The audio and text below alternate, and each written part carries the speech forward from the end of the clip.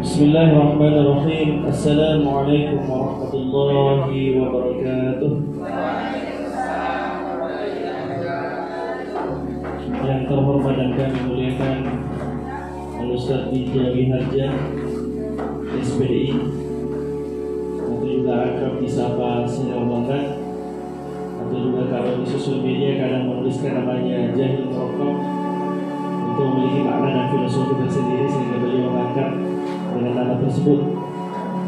Kemudian yang kami banggakan dan hormati teman-teman sekalian yang sempat hadir pada malam hari ini, yang insyaallah senantiasa dirahmati dan dikasihi oleh Allah Subhanahu wa taala. Dan juga tak lupa kami ucapkan juga terima kasih banyak yang setinggi-tingginya kepada teman-teman dari Parepare atau tim yang datang bersama dengan Ustaz. Alhamdulillah juga meluangkan waktunya untuk hadir dalam kegiatan kita pada malam hari ini. Puji dan syukur kita kepanjatkan kepada Allah Subhanahu wa taala yang masih memberikan kepada kita semua nikmat kesehatan, nikmat kekuatan, sehingga pada malam hari ini kita dapat berkumpul dan bertatap muka di tempat kita ini guna untuk berbagi ilmu, berbagi pengetahuan, serta berbagi hal-hal yang positif, sehingga pada malam hari ini aktivitas kita bisa menjadi aktivitas yang bermanfaat, sehingga ketika kita keluar dari ruangan ini ada hal-hal yang baik yang bisa kita bawa. Isi di depan ini. Salawat dan salam tak lupa kita aturkan kepada junjungan Nabi Allah Muhammad SAW, Nabi yang diutus oleh Allah sebagai suri teladan kepada kita semua. Ustaz, narasumber, serta para hadirin yang saya hormati dan berbahagia, jadi perlu kami sampaikan bahwa kegiatan pada malam hari ini adalah merupakan kegiatan rutinitas yang sengaja dilaksanakan oleh Gerakan Pemuda Bila Bersatu istilahnya. Jadi Pemuda Bila Bersatu memiliki inisiatif supaya kegiatan di desa ada kegiatan-kegiatan di luar daripada kegiatan-kegiatan yang pada umumnya dilaksanakan bukan hanya di masjid, di luar masjid dan lain sebagainya. Makanya anak muda mengambil inisiatif bagaimana kalau kita laksanakan juga sekali-kali kegiatan pengajian, yang tentunya tema dan apa yang perlu kita bahas sesuai dengan kebutuhan dan kondisi yang dialami oleh anak muda itu. Nah, oleh karena itu pada malam hari ini menjadi lanjutan dari kegiatan dua sebelumnya, yang sebelumnya kita laksanakan di masjid. Alhamdulillah cukup ramai dan antusias. Dan pada malam hari ini depan kita dulu. Depan kita dulu. Sini dulu depan. Jadi seperkenalkan yang dulu itu alhamdulillah tetangga saya. Saya banyak berdiskusi juga dengan beliau terkait tentang kegiatan-kegiatan yang akan kita laksanakan khusus untuk pemuda di desa kita ini. Alhamdulillah ini adalah merupakan pertemuan ketiga, kajian ketiga, dan mudah-mudahan kajian ketiga ini akan ada kajian keempat, kajian kelima, kajian keenam, sampai kajian yang tidak terhitung.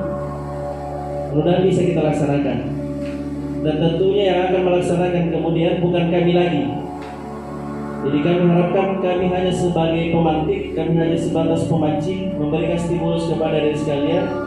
Kedepannya ada yang silakan berkreasi, silakan membuat schedule, silakan berembuk, silakan bentuk tim yang solid untuk melaksanakan kegiatan-kegiatan yang semacam ini atau kegiatan-kegiatan lain yang lebih bermanfaat ke depan. Jadi kami harapkan pemuda bila bersatu bukan hanya memikirkan tentang kajiannya saja, tapi juga bisa berinovasi kegiatan-kegiatan yang lainnya. Misalnya bisa bazar sambil ada kajian misalnya, atau bisa live music misalnya sambil ada kajian-kajiannya. Silahkan berinovasi ke depan. Dan pada malam hari ini di depan kita semua sudah hadir narasumber kita yang insya Allah siap berbagi ilmu, siap berbagi pengetahuan terkait tentang tema yang kita angkat, yaitu tentang falling in love. Jadi falling in love dalam bingkai syariah. Ya mungkin falling in love itu kalau bagi kita semua anak muda di sini mirip-mirip bahasa Bugis.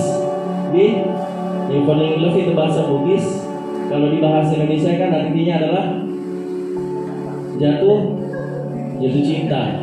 Nah itu yang perlu kita bahas. Saya pikir kalau berbicara tentang cinta, mungkin di benak kita semua sudah ada pikiran-pikiran, sudah ada hal-hal yang terbesit dalam hati ketika kita menyebutkan kata jatuh cinta.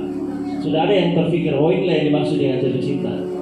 Nah, oleh karena itu pertemuan kita pada malam hari ini semoga bisa menjadi pertemuan yang membuat teman-teman, membuat adik sekalian lebih antusias dan bisa membuat cintanya lebih terarah dan mengenal apa itu cinta yang sebenarnya.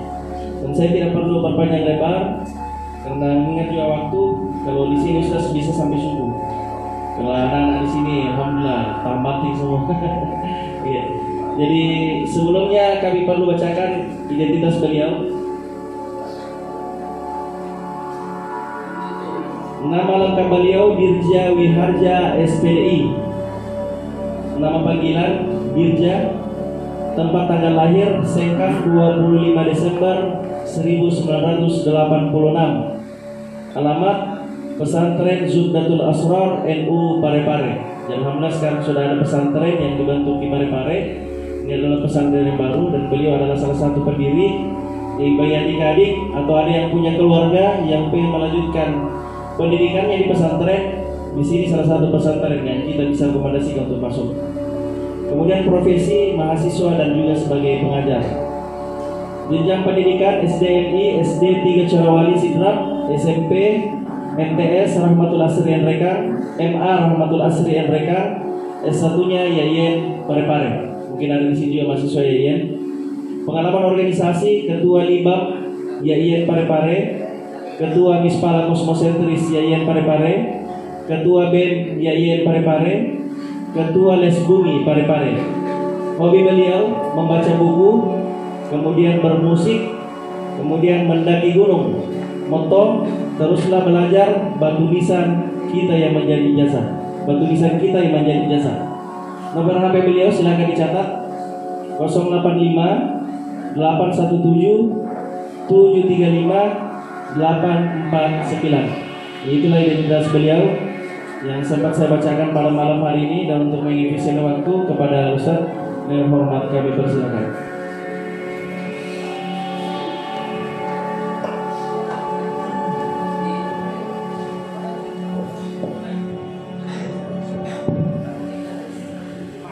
Bismillahirrahmanirrahim. Assalamualaikum warahmatullahi wabarakatuh. Alhamdulillah, syukurillah, salatu wassalamu ala rasulillah wa ala alihi wa ashabihi ajma'in wa man tabi'a sunnatahu wa jama'atah min yaumina hadza ila yaumin nahdah. Yang saya hormati Bapak Ahmad Fadli Tahir. Kalau saya lebih biasa menyapa beliau ini Cicak, karena nama rimba beliau pada saat di kampus itu diberi nama Cicak. Kalau saya sendiri Landak. Kalau lagi sedang di hutan di gunung ada inisial lain. Yang saya hormati teman-teman semua yang sempat hadir pada diskusi atau kajian pada malam hari ini. Alhamdulillah kita bisa bersuara, kita bisa bertemu, dan tentu saja kita semua bergembira dalam pertemuan ini karena sebenarnya bukan ilmunya yang pokok itu kalau kita silaturahmi apa, ya.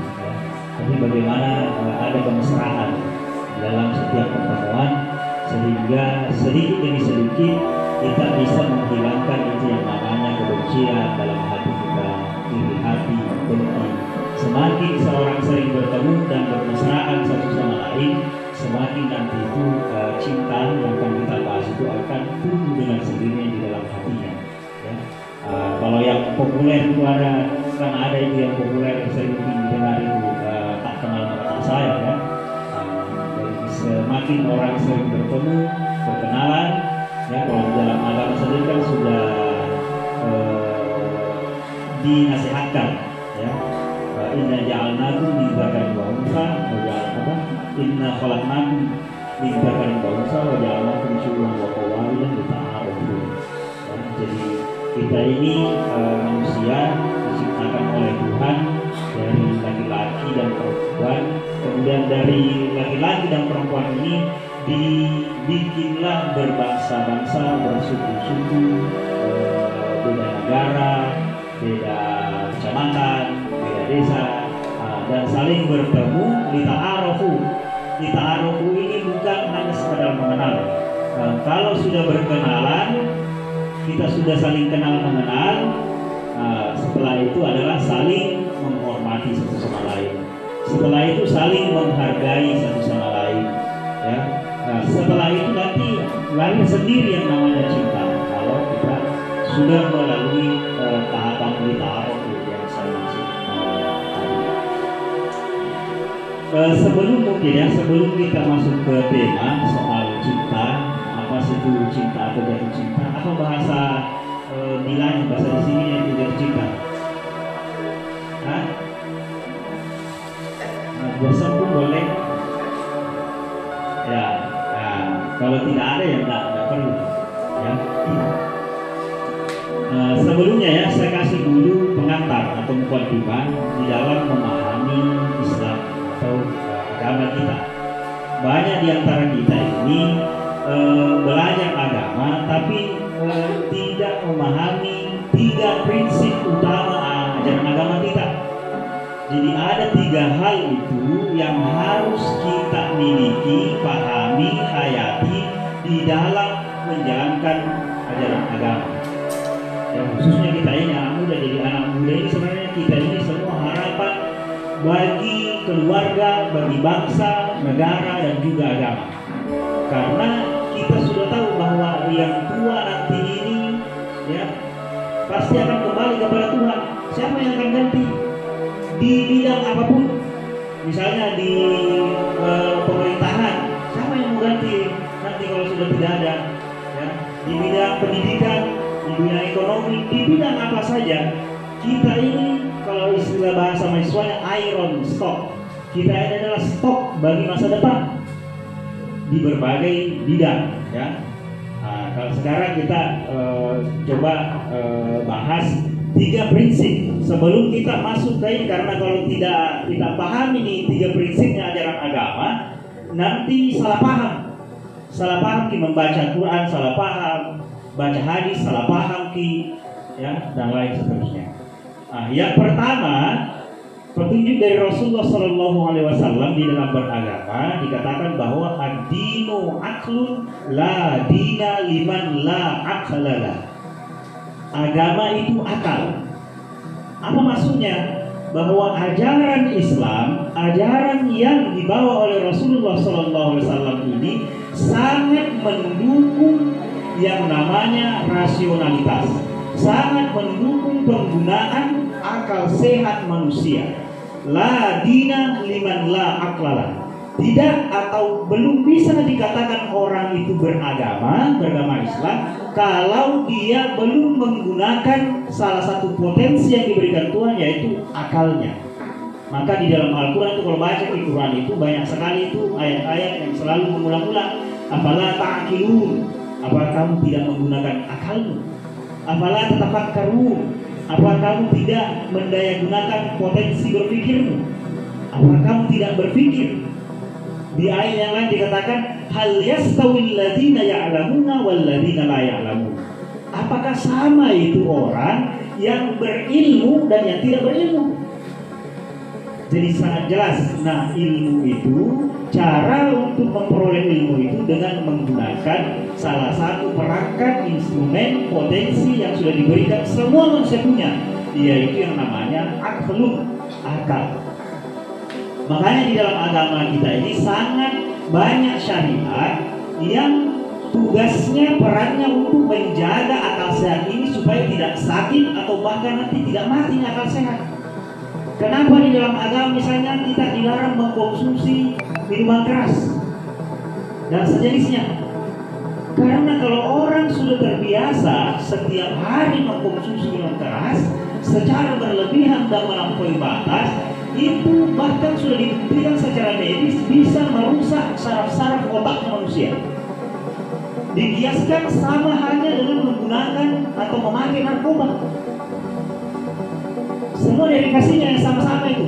Tidak perlu misalnya aturan menyebut misalnya diharamkan narkoba, diharamkan lemfox, diharamkan botreks campur apa, diharamkan oplosan, tidak perlu. Cukup saja satu contoh, khamar inilah yang memiliki banyak bentuk atau jenisnya. Kalau sekarang ya yang banyak sekarang kita ya minuman keras itu, ya baik yang tradisional maupun modern. Ya, yang tradisional itu kan kalau kita kenal setebalok. Ya, kalau yang modern mungkin angkat bir, kopi biri, ya dan seterusnya. Kenapa agama melarang itu? Ya, karena dalam rangka menjaga akal sehat manusia. Kalau bahasa Ugina, cari mana Allah Ta'ala bagaimana? Nah cari lagi, nah sayang ke Tuhan sehingga Tuhan bikin aturan semacam ini atau dia ngecipta uangnya. Artinya Tuhan tidak bertambah keagungannya kalau kita hati perintahnya, tidak berkurang juga keagungannya kalau kita membangkang atau berbuat dosa. Tidak sama sekali. Jadi semuanya itu dalam rangka cintanya Tuhan kepada kita. Kenapa? Di dalam ajaran agama kita misalnya dilarang mengkonsumsi yang namanya makanan minuman yang bisa merusak akal sehatnya manusia. Karena saya sudah buktikan teman-teman saya, ada beberapa teman saya itu yang kecanduan narkoba di Rampang itu di pinggir jalan kasih kayak orang gila. Sudah tidak, karena apa? Saraf yang diserang, saraf otak sudah tidak berfungsi lagi.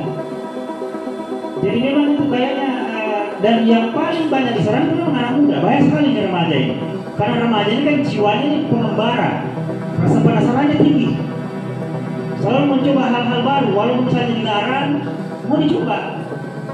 Ya, kalau dalam ilmu pendidikan harus dipahami. Kalau saya yang mengajar sudah lama sekali, saya paham betul tidak ada sebenarnya anak yang nakal, tidak ada. Sama sekali tidak ada anak yang nakal.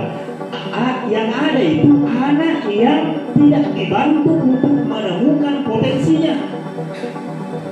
Kosong, tidak disediakan ruang bagi peserta didik ini, bagi remaja ini untuk mengembangkan potensinya. Misalnya potensinya di musik, main musik, tapi tidak difasilitasi, tidak dibelikan alat musik misalnya, sehingga nanti lain mikir.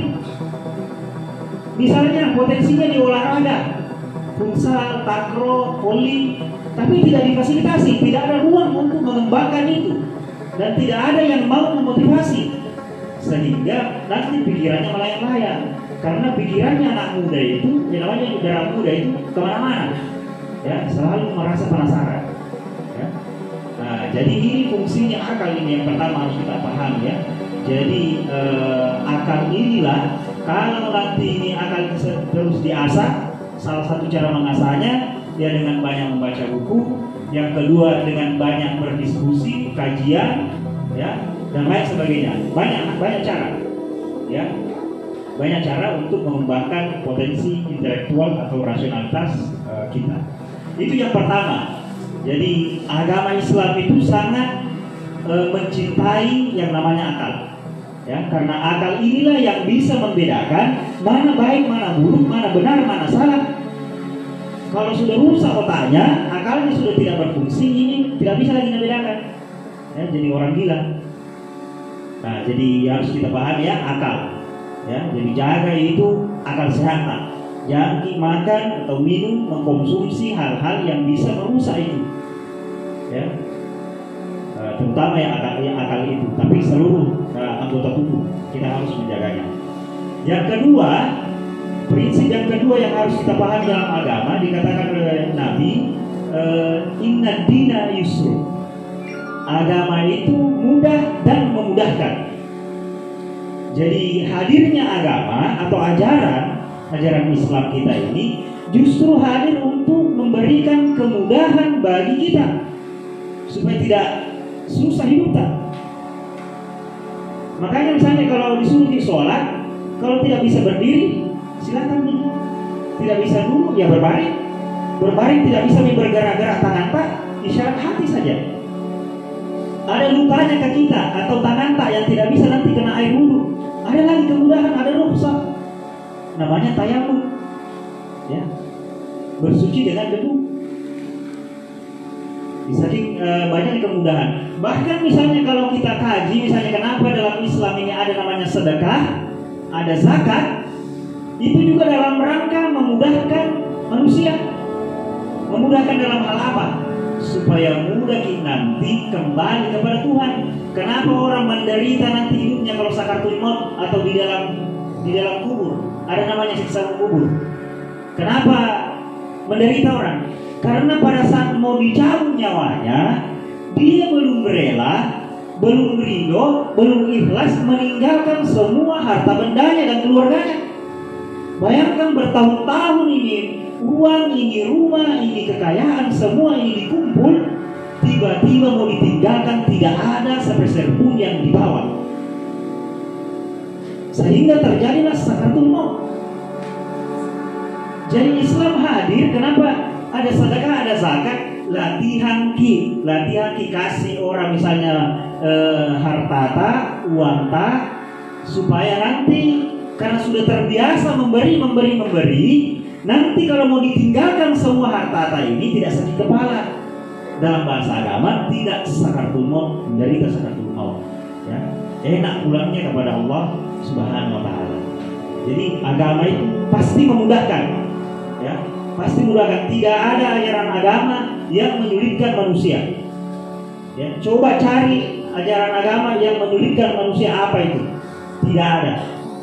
Semua dalam rangka kalau kita belajar dan terus mengkajinya, ternyata semua dalam rangka memudahkan. Kalau dilihat saja sepintas, enaknya itu orang dikasih saja harta, dikasih uang itu, kita yang capek-capek kerja, dikasih saja uang tak. Secara lahiriah memang tidak masuk akal, tapi kalau dikaji lebih dalam, ternyata itu nanti kita butuhkan pada saat sakaratul maut, pada saat di alam kubur, supaya tidak merepotkan itu semua harta yang kita tinggalkan. Nah, prinsip yang ketiga, ad-dinu rahmatun, bahwa agama itu sebenarnya prinsip utamanya adalah cinta, kasih sayang. Inilah yang akan kita bahas. Ad-dinu rahmatun. Kalau kita telusuri seluruh sirah atau perjalanan atau riwayat Rasulullah, isinya semua itu adalah kasih sayang dan cinta kepada keluarganya, kepada para sahabat, bahkan kepada musuh-musuhnya.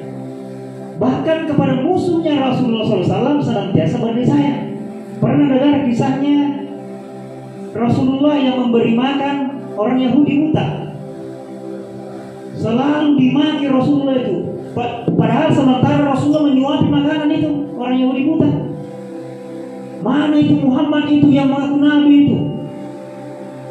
Pembohong besar itu Muhammad. Padahal yang sedang menyuap dia itu Rasulullah. Rasulullah menyuapnya dengan lembut. Bahkan kalau bahasa Ogina nacoce jolo Nabi tak. Nabi mengunyahnya dulu kalau makanannya masih keras, sampai lembut makanannya baru dikasih makan sama orang tua Yahudi. Sampai ketika Rasulullah meninggal dunia, digantikan nanti kasih makan yang orang Yahudi sama sahabat Abu Bakar. Beda caranya. Kalau sahabat Abu Bakar itu kasih makan saja, mau keras mau apa ini kasih makan saja, kemudian tidak lembut. Kemudian Yahudi buta beda orangnya nih, bukan ini yang selalu kasih makan kan. Ditanya nih, itu yang kasih makan itu sudah meninggal. Dan yang meninggal itu yang selalu kita caci maki, itu yang selalu kita umpat.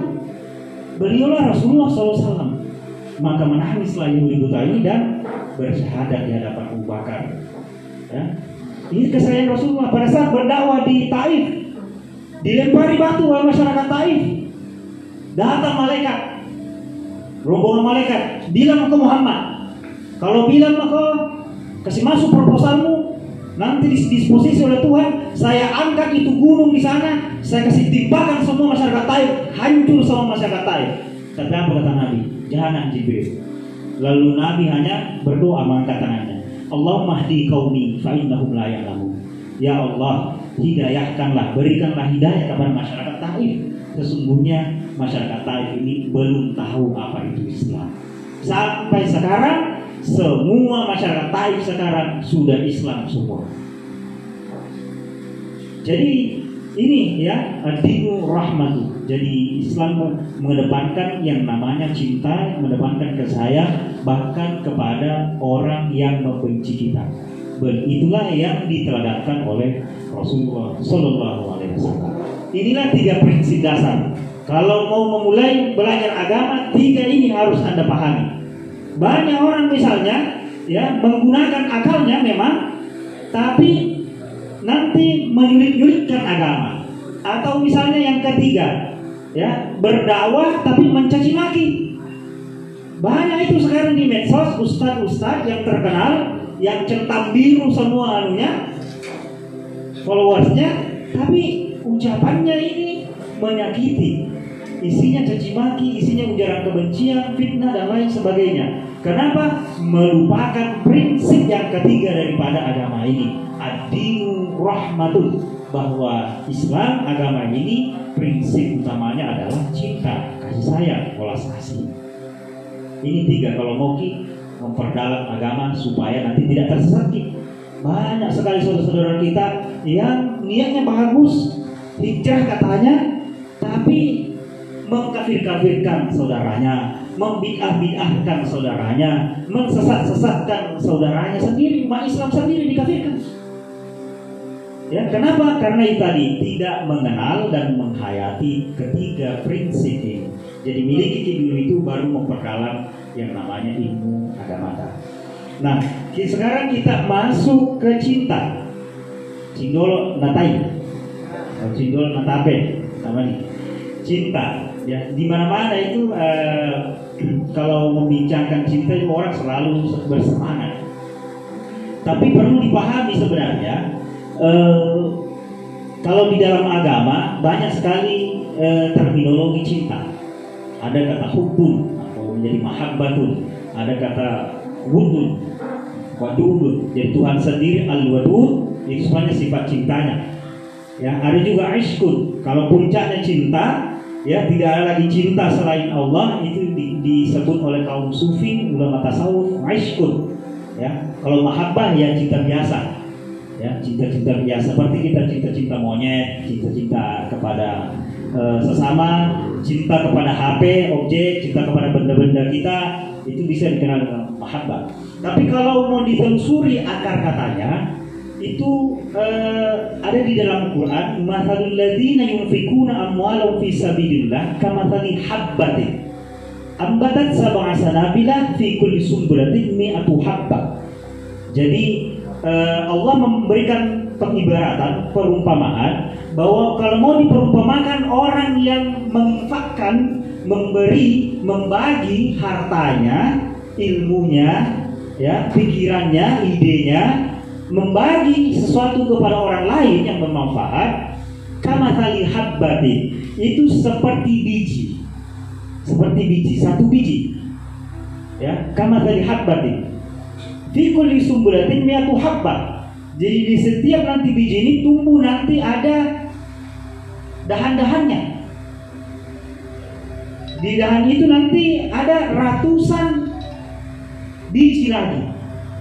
Jadi ini perumpamaannya habba ini.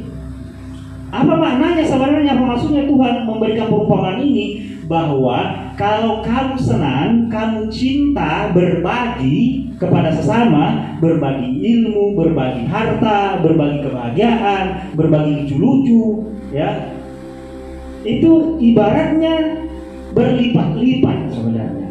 Tidak sama seperti yang bisa kita hitung, ya, tidak sama. Mi'atu habbah, ratusan. Jadi dari 7 tadi itu tangkainya yang tumbuh nanti ada biji lagi ratusan, tapi jadi 700.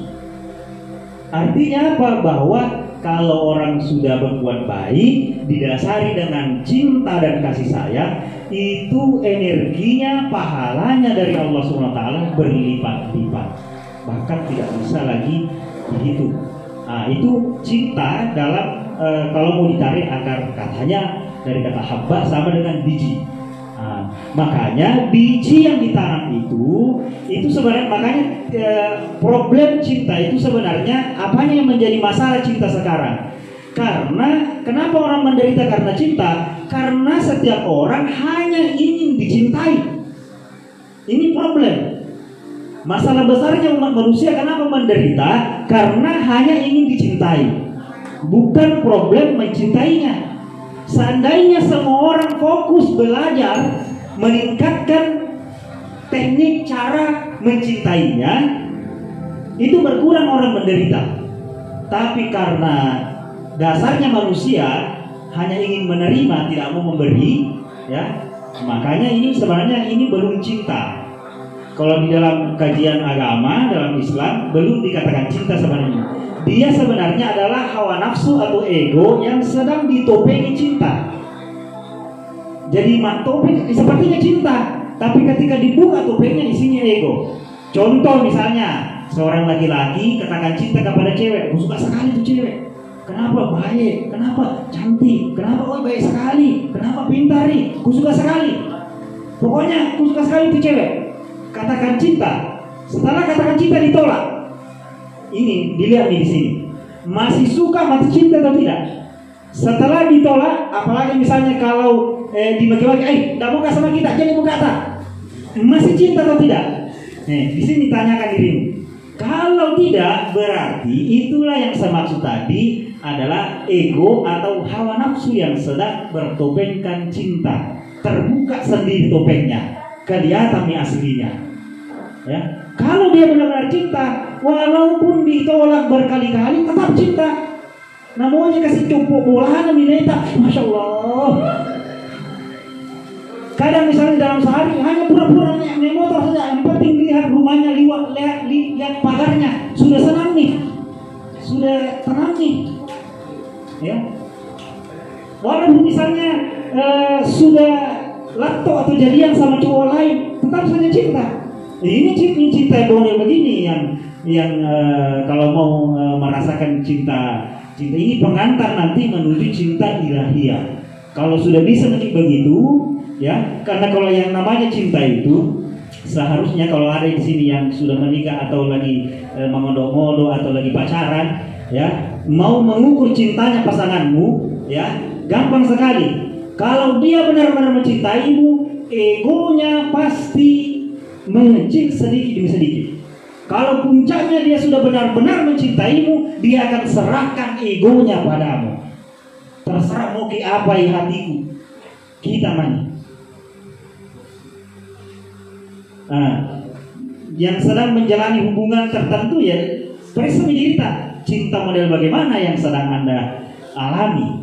Jangan-jangan masih ego, jangan-jangan masih hawa nafsu ya. Karena hawa nafsu, karena cinta kan sebenarnya makanya itu populer kita dengar dari mata turun ke hati, ya, dari mata turun ke hati. Jadi memang cinta itu fisiknya dulu dilihat, ya, secara fisik tampilannya kah, akhlaknya kah, atau cara berbicaranya kah, itunya dulu dilihat. Setelah itu baru turun ke hati, kita cinta, ya. Makanya ini banyak orang tertipu biasa karena hanya tampilan. Makanya sedikit-sedikit harus kita belajar tidak hanya menilai orang dari tampilannya, karena tampilan itu acting, kalau bahasanya gimmick, ya, kadang tidak sesuai dengan yang di dalam, ya.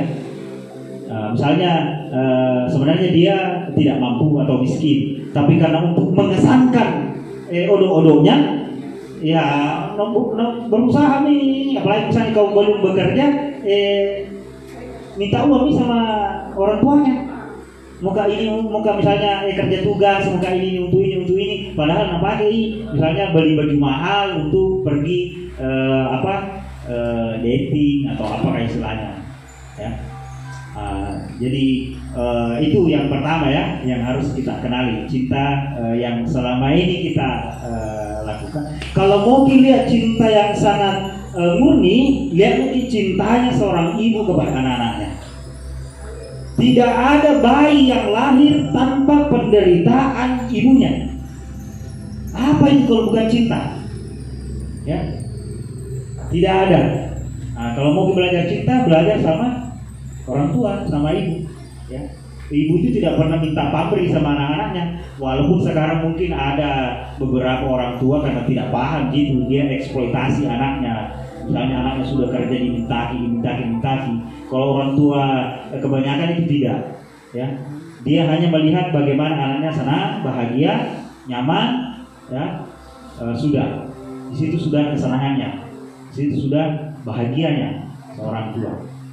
Nah, teman-teman yang saya hormati, lalu apa sebenarnya ciri-cirinya cinta? Ya, jadi kalau mau dikenali model cinta yang baik, yang benar menurut syariah, menurut agama, yang pertama ada care. Care itu peduli, selalu peduli sama kekasih kita. Contohnya misalnya sedikit sudah bagi maaf, chat, ya, nyaki begadang, sakit nanti, ya kayak begitulah. Ada kepedulian, itu contoh kecil, ya, itu contoh kecilnya. Tidak mau kalau kekasihnya susah atau menderita, jadi selalu prihatin, selalu kasih perhatian, ya. Jadi misalnya 24 jam kita hidup dalam sehari itu kira-kira 20 jam lah dia pikirkan terus, ya, dipikirkan terus kekasihnya, jangan sampai dia sakit, dibawakan obat apa dan sebagainya. Ada care, ya, pasti ada kepedulian dalam cinta. Yang kedua ada namanya respect, rasa hormat. Kalau kamu mencintai seseorang ataupun benda-benda, kamu harus memberikan penghargaan atau penghormatan. Buatlah dia menjadi seorang yang terhormat. Jadi jangan diperbudak. Ya, ini banyak saya mati di mahasiswa ini yang banyak. Pacarnya disuruh mencuci bajunya, pacarnya yang masakan. Ini sebenarnya eksploitasi ini. Ya, itu tidak sama sekali tidak ini. Kecuali kalau dia memang yang mau. Ya, tapi kalau dipaksa-paksa, ayo masak dulu ya, lapar gini, cuci dulu baju gue, cuci celana dalam gue, sampai celana dalamnya bumi manika itu, ya. Kalau kamu mencintai seseorang, berikan dia rasa hormat, buat dia menjadi orang yang paling terhormat. Caranya apa? Hargai dia, ya. Jangan diperbudak, jangan dipaksa, apalagi sampai dimarahi dan disentuh pukul fisiknya. Jangan sekali. Laki-laki paling hina adalah laki-laki yang menyakiti perempuan. Apalagi kalau sudah dipukul, ditampar dan sebagainya. Itu laki-laki tidak ada harganya, sudah tidak berharga. Ya. Apalagi kalau suami istri. Ya, istri itu bagaimana pendekatannya seorang perempuan itu, ya, mulai dari mengandung anak-anak kita, ya, kemudian nanti melahirkan, merawat. Kemudian dengan mudahnya hal sepele kita misalnya marahi atau pukul, jangan sampai hilang harga dirinya seorang lelaki di situ. Jadi kalau mau ini ciri cinta yang harus kita miliki adalah respect. Harus kita berikan kehormatan kepada yang kita cintai. Begitu juga dengan objek atau benda-benda yang lain. HP misalnya kita suka, kita cintai, kasih penghormatan. Bagaimana caranya? Ya, jangan disebarangi. Jangan misalnya hati-hati tidak sampai jatuh, ya. Kalau misalnya full memorinya ya hapusnya yang tidak penting, ya. Kalau misalnya jangan low battery baru mau dicas, ya. Sama benda saja kita harus memberikan penghormatan. Itulah yang buat kita menjadi orang terhormat sebenarnya. Orang terhormat itu adalah orang yang menghormati orang lain, yang bukan orang yang gila hormat kemana-mana mau dihormati. Kalau ada orang teman yang selalu mau dihormati, ya, berarti sama dengan tiap bendera. Tiap bendera itu yang selalu dihormati. Ya, itu yang kedua. Yang ketiga, responsibility, tanggung jawab. Kita mencintai sesuatu harus ada tanggung jawab. Kalau mau misalnya kita nikahi anaknya orang, ya, berarti harus bertanggung jawab. Apanya ditanggung jawab? Banyak hal yang harus menjadi tanggung jawab. Misalnya menafkahinya kalau dia laki-laki, ya, jangan sampai berubah modelnya sebelum dan sesudah kamu nikahi. Ya, misalnya pada saat dirawat sama orang tuanya, bersih mukanya, cantik, putih, pas sudah kamu nikahi, jelek mukanya. Artinya kamu tidak bertanggung jawab di situ. Ya, seharusnya minimal sama bahagianya dia pada saat sama orang tuanya dan ketika kamu sudah nikahi. Jangan sampai dia lebih menderita pada saat sama kamu. Ya. Nah, ini yang harus diwanti-wanti. Responsibility, kita harus bertanggung jawab. Baik laki-laki maupun perempuan, ya harus punya rasa tanggung jawab ketika mencintai seseorang atau objek-objek tertentu. Yang keempat adalah knowledge. Inilah yang banyak yang tidak tahu. Knowledge itu adalah pengetahuan tentang objek yang dicintai. Kenapa banyak masalah dalam cinta? Karena tidak saling mengenal. Karena tidak saling mengenal satu sama lain, otomatis akhirnya salah paham. Ya, makanya kalau mencintai seseorang harus diketahui apa paling disuka, apa makanan favoritnya, apa yang tidak suka, harus tahu. Ya, pelajari. Ya, pelajari ketika kita bertemu, ketika kita ini hidup bersama, pelajari baik-baik. Kira-kira apa yang dia suka, apa yang dia tidak suka. Kalau begini dia tersinggung, kalau begini dia senang. Ya, itu yang harus kita cari tahu, knowledge ini. Ya, nah, kalau pepatahnya orang tua dulu itu dua itu pasti salah itu tahu. Dua hal yang selalu bikin orang berselisih bertengkar. Anu teman masai si bau anu terpahami. Suatu yang tidak jelas sama yang tidak terpahami. Makanya untuk mengusir salah paham atau perselisihan kita harus ya saling memahami satu sama lain supaya kita bisa bisa mengalami yang namanya cinta. Nah, terakhir sebelum kita diskusi, jadi ternyata cinta itu bukan sesuatu yang cinta itu datang secara tiba-tiba. Ada saja cinta dalam diri manusia, dalam hati manusia. Tapi yang tidak ada itu ternyata adalah cara mencintai. Jadi cintanya ada, tapi mencintai dan dicintainya itu tidak ada. Itu harus diilmui, itu harus dipelajari, sama dengan keahlian-keahlian lain. Makanya sebenarnya kalau kata Erich Fromm, seorang filsuf, dia bilang seni itu sebenarnya harus membutuhkan cinta itu membutuhkan seni. Makanya Erich Fromm ini menulis buku The Art of Loving, seni mencintai. Karena kita harus belajar mencintai, harus dipelajari. Misalnya mau jago main game, harus dipelajari. Tombol-tombolnya apanya, ya. Mau misalnya jago main futsal, olahraga apapun itu, ternyata harus dilatih. Begitu juga dengan cinta. Cinta supaya mahir, supaya menjadi ahli cinta, pakar cinta, mencintai tanpa menyakiti, maka cinta ini harus dilatih. Ya, jadi problemnya di sini sebenarnya kita tidak tahu bagaimana mencintai.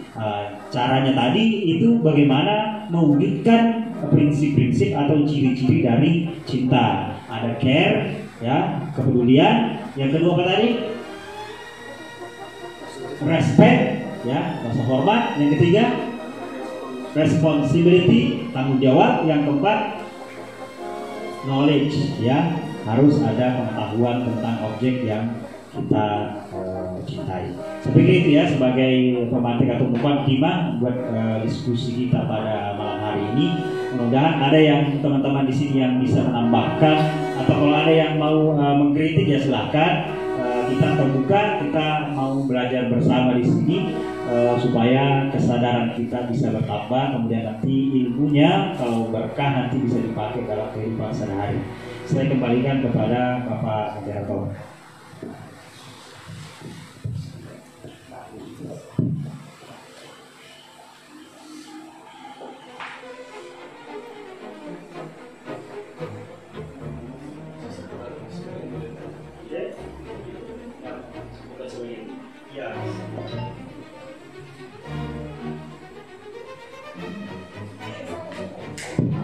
Ya, alhamdulillah pada malam hari ini Al Ustaz sudah memberikan sedikit pengetahuan terkait tentang cinta, dimulai dari tadi bagaimana itu cinta, kemudian dasar-dasar untuk mencintai, ciri-ciri untuk mencintai.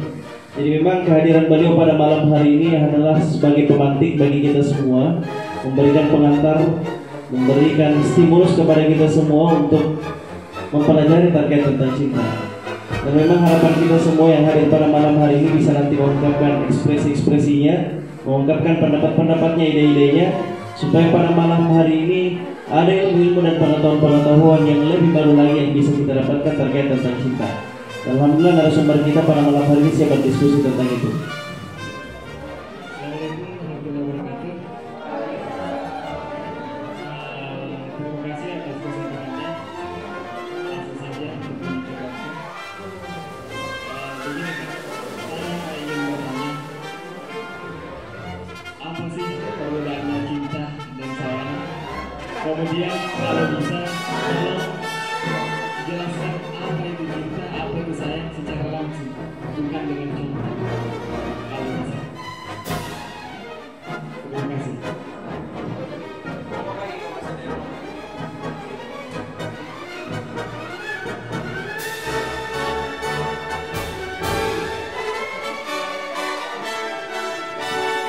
Oke, silakan. Oke, Assalamualaikum warahmatullahi wabarakatuh. Terima kasih atas kesempatan yang diberikan.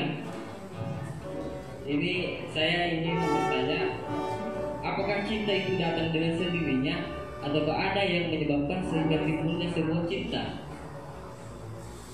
Saya kira itu saja. Terima kasih.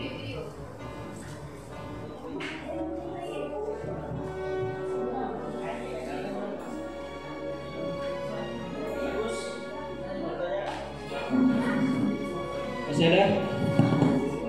Jadi untuk sementara kita tampung dulu sambil mendengarkan. Jadi tidak apa-apa minum kopi deh, tidak apa-apa minum kopi. Tapi tetap kesepakatan kita sebelum pertemuan, suasananya tetap santai, namun serius. Oke ya? Jadi sambil minum kopi, sambil mendengarkan apa yang dijelaskan oleh Ustaz nanti.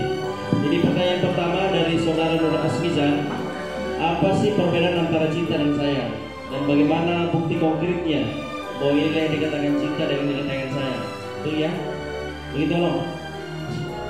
Nah, apanya? Oh, penjelasannya. Oke. Nah, jadi penjelasannya terkait tentang perbedaan cinta dan sayang.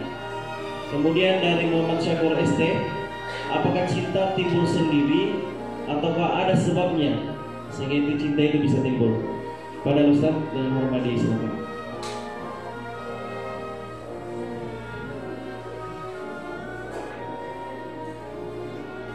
Ya, terima kasih atas pertanyaannya. Sampai sekarang sebenarnya belum ada ahli, ya, kalau kita bilang ahli, hanya ahli yang bisa menggambarkan secara ini tentang cinta atau sayang. Karena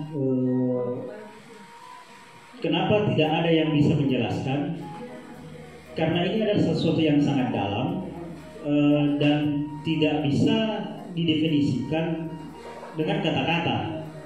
Jadi kalau mau bicara definisi cinta, itu mungkin banyak di internet atau menurut ini, tapi tidak memuaskan. Kenapa? Karena memang cinta itu butuh dialami baru dipahami. Ya.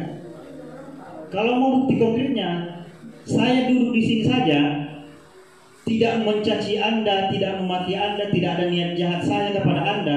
Sebenarnya itu adalah sudah mendefinisikan cinta. Kalau Anda misalnya dengan teman-teman Anda tidak ada saling menyinggung, iri hati apa, itu sudah mendefinisikan. Ya, makanya cinta tidak ada yang bisa mendefinisikan secara nyata. Ya, kalau misalnya mau memuaskan definisinya tidak ada. Muncul lagi misalnya istilah kayak sayang. Ya, lagi-lagi sama. Coba kalau saya tanya apa definisinya atau pengertiannya manis? Manis itu nggak bisa definisikan. Ya orang harus mencecap sendiri manis itu. Misalnya pahit itu seperti apa? Ya tidak bisa kita mendefinisi pahit itu begini. Tidak bisa kecuali hanya dialami atau dirasakan sendiri. Maka definisi sehebat apapun soal cinta tidak akan pernah memuaskan dahaga, penasaran manusia yang tidak bisa. Hanya bisa dipuaskan dengan mengalaminya atau merasakannya sendiri. Maka yang banyak itu dijabarkan adalah cara-caranya mencintai, bukan yang diutamakan adalah definisinya. Kemudian kalau mau dibedakan cinta dan sayang, kalau mau merujuk sama pakar atau para mereka ini menyebutkan kalau cinta ini dia universal dalam artian dia baru sebagai benihnya. Sayangnya ini nanti ini adalah buahnya. Aku mencintaimu, otomatis nanti Kan banyak orang bilang aku mencintaimu, tapi belum tentu sudah ada rasa sayangnya. Rasa sayang itu karena di dalam namanya rasa sayang itu ada perlakuan khusus yang kayak misalnya tadi ada perhatian secara konkret, ada tanggung jawab secara konkret jelas. Misalnya suami istri jelas, misalnya suaminya menafkahi lahir batin istrinya, itu sebenarnya sudah definisi sayang. Dan yang ditanyakan, yang bisa menjawabnya hanya yang mengalami. Tidak bisa kita ini misalnya kalau belum mengalami hanya bisa berimajinasi saja. Oh kayaknya begini, kayaknya begini, kayaknya begini. Jadi tidak bisa puas memahami apa cinta, apa itu sayang. Ada juga istilah suka, ada juga tertarik. Ini tidak bisa kita definisikan kecuali kita mau mengalaminya atau terjun sendiri. Sama dengan kalau mau rasakan pedis, tidak saya kasih ke teori, langsung tak ambil lombok, kemudian saya colok di mulut, nah pedis itu. Jadi mau tidak mau harus seperti itu kalau mau ini. Kalau mau definisinya bukan ke internet, banyak sekali definisi-definisi di situ. Tapi saya pribadi tidak ada yang bisa memuaskan saya atau memberikan kesadaran ke saya bahwa ini. Justru hal-hal kecil, misalnya kayak saya duduk saja di sini tadi menyaksikan teman-teman tersenyum, kemudian ada sesuatu yang muncul ini terkait nanti dengan pertanyaan yang kedua. Kalau menurut ilmuwan itu, ya itu bisa dijelaskan itu kenapa ada rasa cinta. Jadi ada memang hormon di dalam manusia yang terkoneksi sama otak-otaknya, ya, sama panca inderanya. Itulah nanti yang melahirkan. Makanya kalau mau menguji ini cinta atau hanya sekedar tertarik, kalau kata pakar, ujilah cinta itu selama 40 hari. Coba misalnya jalan nih ketemu cewek, atau cowok, cewek ketemu cowok, tiba-tiba cinta. Ada di situ, ada yang ada di dalam pikiran atau di hati langsung aku suka cinta ini. Langsung ada yang begitu, mau gak sama ini. Ada yang muncul begitu.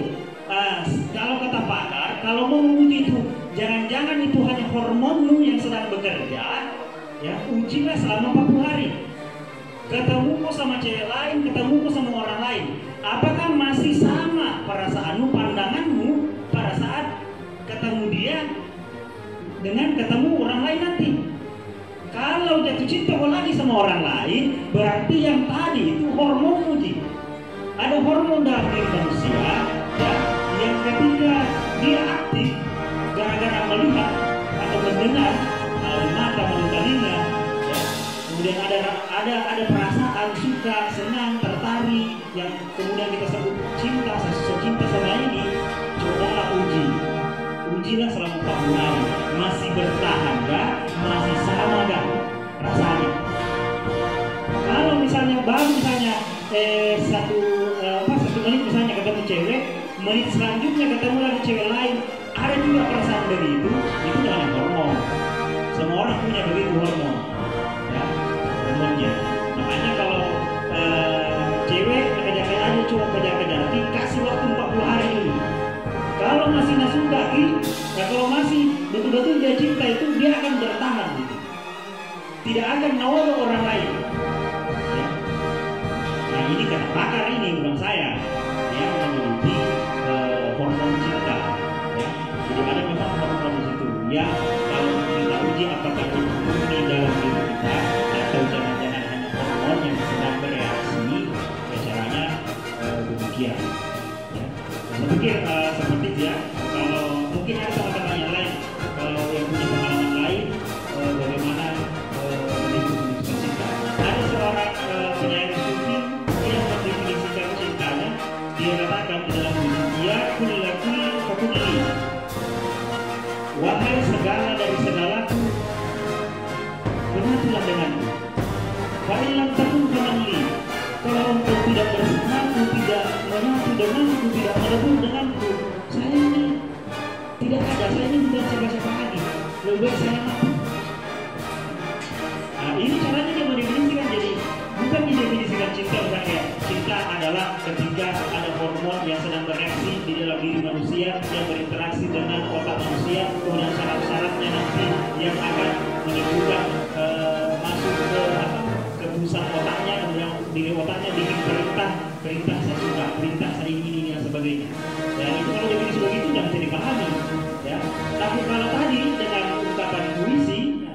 titik seperti itu, begitulah caranya kebanyakan orang mengungkapkan. Makanya itu banyak orang katakan cinta yang menggunakan kata-kata yang indah, ya, kalau puisi atau apa, karena dia tidak bisa mengekspresikan, membahasakan cinta yang dialaminya dengan definisi kata-kata. Dia harus ubah kata-kata itu, dia harus rangkai menjadi puisi supaya lebih mudah untuk ditangkap atau dipahami oleh orang atau objek yang sedang diincarnya. Ya.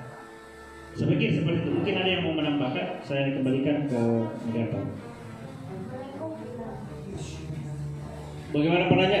Kembalikan dulu ke penanya. Sepotong penanya masih ada yang perlu didiskusikan? Ya, silakan. Kasih di belakang, Di. Kasih alongnya.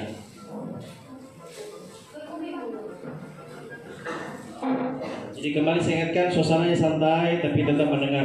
Iya. Iya tuh ini tuh cantik-cantik. Ya, pakai singa-singi bagian tadi. Ya, oke, begitu.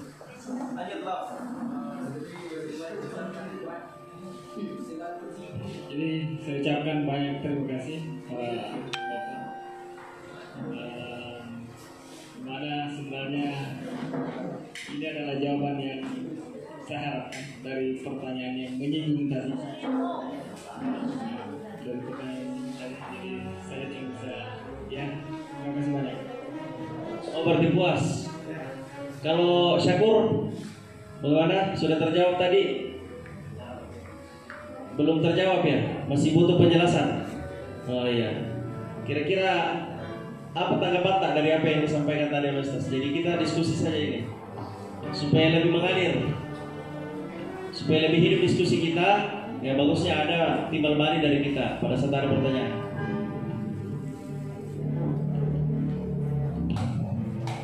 Kan tadi pertanyaannya, apakah cinta itu timbul dengan sendirinya atau ada sebabnya? Kan begitu tadi toh? Nah, penjelasannya tadi Ustaz, ada sebabnya. Mungkin belum ditangkap toh sebab-sebabnya mungkin. Oh iya, mungkin butuh ditambahkan Ustaz. Kira-kira contoh-contoh sebab-sebab sehingga munculnya cinta seperti itu yang ditanyakan. Ya, saya tambahkan saja ya. Kita ini sebenarnya lahir juga karena cinta. Ya, jadi memang kita punya bahan dasar atau unsur yang namanya cinta dalam diri kita. Karena itu turunan dari cintanya kedua orang tua kita.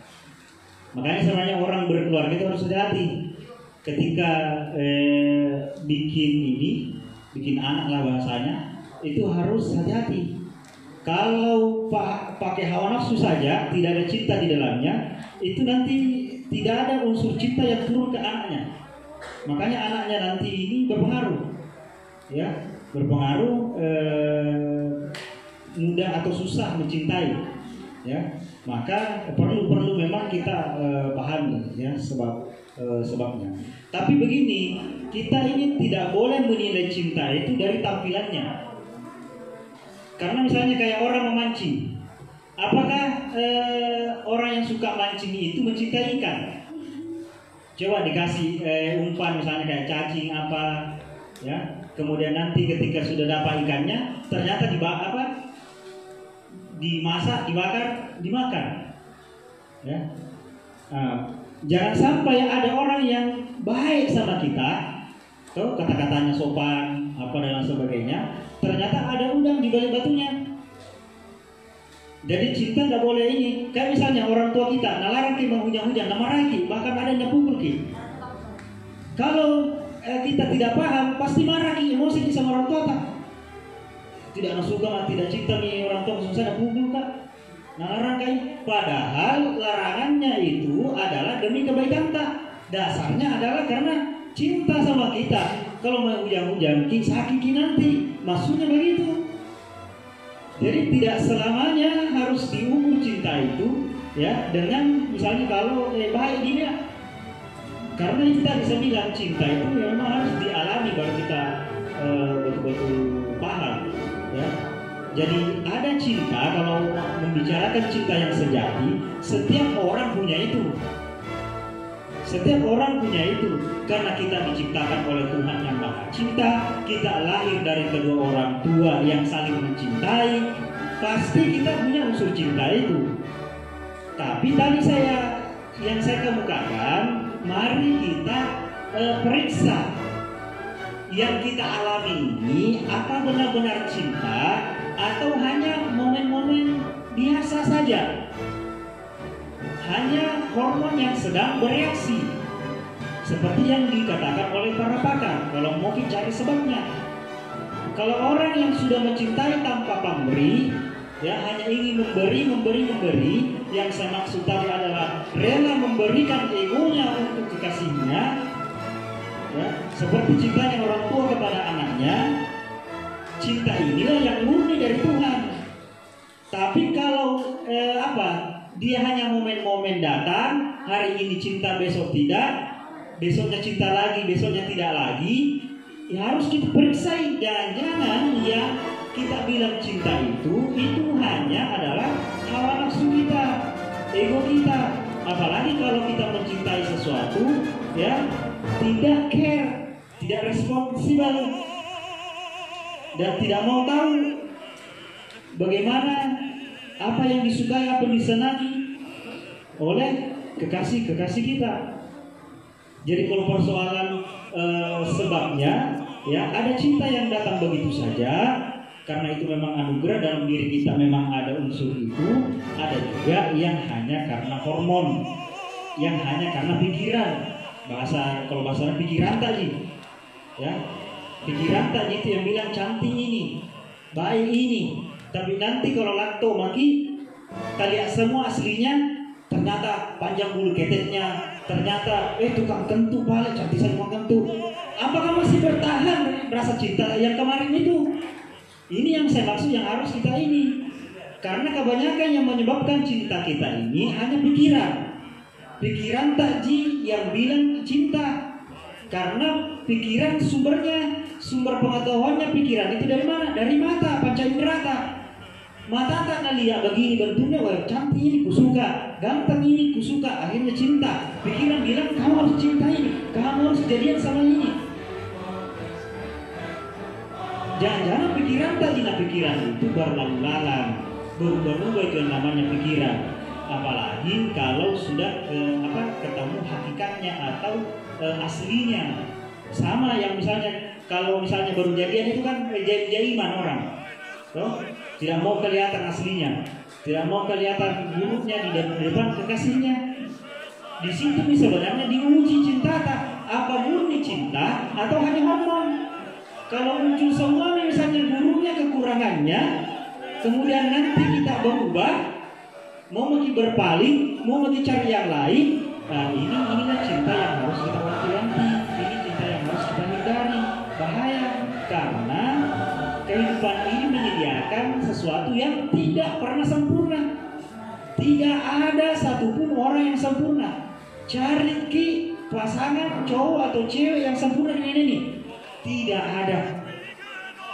Kalau misalnya cari cewek yang cantik, ternyata masih ada yang lebih cantik. Cari cowok karena gantengnya, besok-besok jalan ketemu ternyata ada yang lebih ganteng dari pacarnya. Cari cowok yang pintar, besok-besok ketemu ternyata ada yang lebih pintar. Cari cewek yang baik hati, ternyata masih ada yang lebih baik hati. Kenapa? Karena ukuran-ukuran begitu, standar begitu, semua lahir dari pikiran tak. Sementara pikiran itu tidak sempurna, dia hanya selalu mencari-cari kesempurnaan. Tidak mengetahui kalau tidak ada yang sempurna di mata manusia, tidak ada. Karena manusia selalu masih ada hawa nafsunya, egonya, pasti tidak ada yang sempurna. Makanya kalau dalam cinta itu, ketika mencintai seseorang, tidak hanya menerima kelebihannya. Jadi kalau jadi yang terima kelebihannya sekaligus juga kekurangannya. Tidak tahu yang itu cinta tak?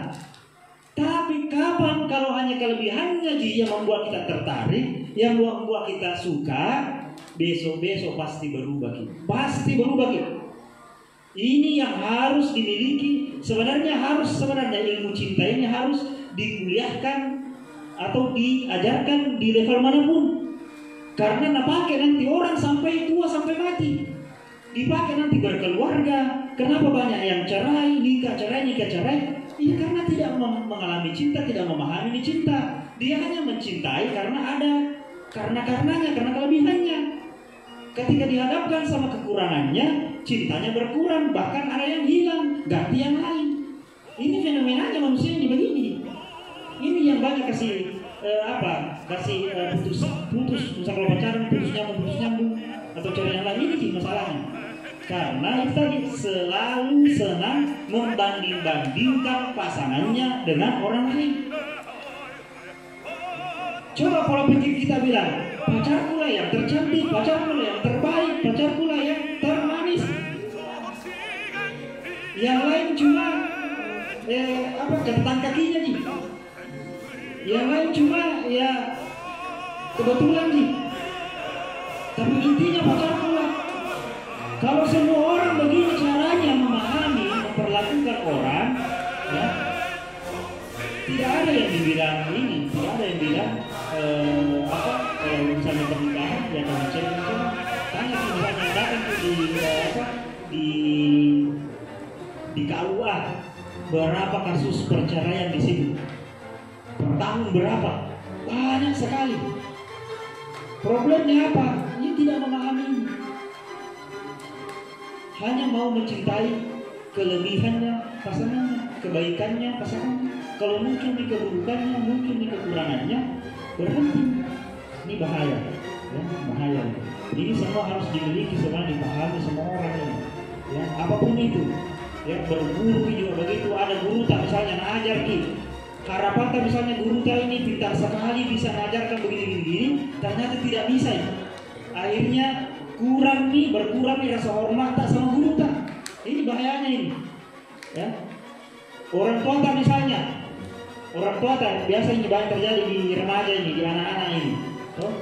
Bertahun-tahun itu orang tua tak nak kasih makan, kita belikan pakaian, nak kasih sekolah ki.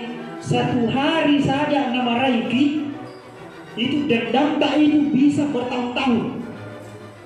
Bayangkan ini. Kita dendam sama orang tua bertahun-tahun. Kita lupakan semua kebaikannya.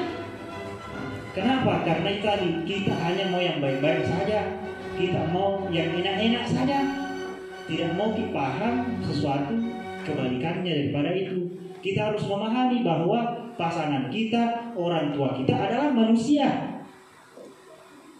Yang mana itu manusia? Lihat diri tak. Kalau mau kita manusia, lihat diri tak. Pasti ada kelebihan tak, ada kekurangan tak. Ada yang kita bisa, ada yang tidak bisa. Itu saja sebenarnya kalau mau menilai. Makanya sebenarnya orang paling seburuk-buruknya manusia itu orang yang sombong. Karena melupa kekurangannya, orang sombong itu hanya kebetulan saja melupa kekurangannya. Melupa bahwa dia juga adalah makhluk sosial yang pasti butuh nanti bantuan dari orang lain. Butuh bantuan dari orang lain. Ya. Jadi itu saja ya yang mungkin saya tambahkan, mungkin tidak bisa berikan pemahaman buat teman-teman, tapi saya kira itu bisa merangsang pori-pori intelektual maupun emosional teman-teman untuk tidak berhenti belajar, untuk tidak berhenti berdiskusi semacam ini ya. Kalau bagusnya sebenarnya diskusi itu lesehan, kalau saya sarankan lesehan, karena orang kayak di pesantren-pesantren itu kita belajar itu semuanya melantai. Karena untuk untuk menerima ilmu, berkahnya ilmu itu kita harus tawadu. Tawadu itu simbolnya sebenarnya ada di lesehan, ya, harus di lesehan. Dan sebenarnya kalau di tempat ini sudah bagus sekali. Kalau saya punya komisi diskusi di Parepare Sulawesi, itu kita diskusi itu diselingi dengan musik puisi. Jadi misalnya kita buka dengan musik, ada teman-teman yang bawa alat musiknya main musik dulu, membuka acara, terus kita mulai diskusi. Di sela-sela diskusi nanti ada teman yang mau baca puisi, ada teman yang mau menyanyi, ada teman yang mau misalnya mengekspresikan dirinya, misalnya mau dance, mau apa, dipersilakan naik ke panggung untuk menghibur teman-teman bersama, ya. Setelah itu baru lanjut lagi diskusi masih ada yang mau tampil, dipersilakan, ya. Jadi tidak membosankan diskusinya. Kenapa? Karena ada hiburan, ya, ada hiburan. Karena sebenarnya pikiran manusia itu untuk menyukai ilmu, untuk menyukai senang yang namanya belajar, pengetahuan, itu harus dibiasakan. Harus memang terbiasa dan harus punya metodologi. Salah satu metodenya supaya tidak boring, tidak membosankan, tadi dihadirkan juga itu tadi ada yang bisa musik, jadi dari situ juga bisa mengekspresikan, menampilkan kemampuannya teman-teman, ya. Jadi yang suka main gitar, main gitar, menyanyi, membaca puisi, dan lain sebagainya. Ya, jadi kayak di sini misalnya melingkar saja, lesehan, mejanya ditiadakan, kemudian di sini nih kalau ada ustaznya kah apanya kah yang bicara di sini, nanti kalau musiknya di sampingnya. Ya. Jadi seperti itu kalau teman-teman diskusi di perbar, dan kita biasa bertahan sampai subuh diskusinya. Mulai sudah isya jam 8:30 ya, sampai subuh. Kenapa kita tidak capek? Yang pertama ya karena ikhlas. Ya, ikhlas artinya kita memang niatnya mau cari ilmu dan silaturahmi. Makanya namanya itu silaturahmi dan diskusi. Silaturahmi dan diskusi karena kita mau bertemu dengan teman, saling akrab, bermesraan, kemudian saling menghibur satu sama lain. Ya, jadi model diskusinya bagus sekali. Karena kalau di masjid kita ada aturan ya, tidak boleh ribut, tidak boleh banyak aturannya di masjid. Jadi kalau di masjid bisa kita misalnya kajian yang serius, kajian kitab misalnya, kemudian di sini masjid. Tapi kalau untuk anak-anak muda memang seharusnya kalau ada ruang terbuka, kalau ada ruang seperti itu bagus sekali kalau di sini. Tinggal dirutinkan saja. Karena yang paling susah itu sebenarnya istiqomah. Ya, biasanya itu mentok pada pertemuan kelima, ketujuh itu mentok. Karena itu tadi istiqomah itu berat. Karena kapan bisa diskusi begini 40 kali, ya 40 kali bisa diskusi begini tidak putus-putus, ya misalnya sekali seminggu atau 2 kali sebulan, tidak putus-putus selama 40 kali pertemuan. Di situ turun namanya ilmu laduni, berkahnya ilmu turun. Kenapa banyak kita tidak memperoleh berkahnya itu ilmu? Karena belum nanti 40 kali menghadiri acara putus-putus makin. Sama dengan sholat. Kalau 40 hari bisa istiqomah tidak putus sholatnya, pasti turun itu yang namanya berkah ilmu laduni. Ilmu laduni itu ilmu yang tidak dipelajari lagi, tiba-tiba saja datang itu ilmu, ya, dihadiahkan oleh Tuhan karena istiqomah tak beribadah. Dan diskusi semacam ini juga ibadah. Jadi kalau bisa 40 kali saja nanti bertahan ini diskusi, ya tidak putus, ya sejamin ada yang di antara kita ini banyak yang nanti menerima ilmu laduninya Allah SWT. Ya, saya kembalikan ke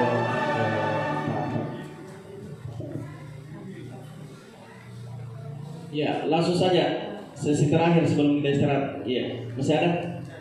Iya, 2, 3. Masih ada yang ketiga? Setelah itu kita istirahat dan mungkin bisa dipimpin doanya nanti oleh Ustaz supaya pertemuan kita pada malam hari bisa lebih berkah. Dan saya perkenalkan yang dekat pintu itu saudara kita dari Kasir Laut.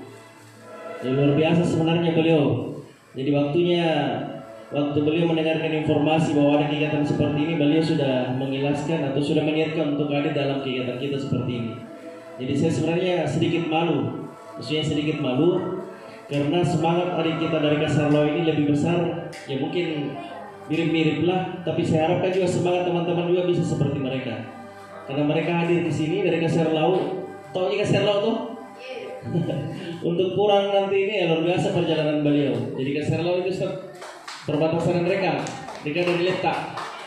Jadi beliau berada di sini untuk berpartisipasi dan mengikuti kegiatan kita ini. Saya secara pribadi dan juga anak muda mewakili mengucapkan terima kasih banyak di atas kehadirannya pada malam hari ini. Semoga pertemuan-pertemuan selanjutnya bisa juga dilaksanakan.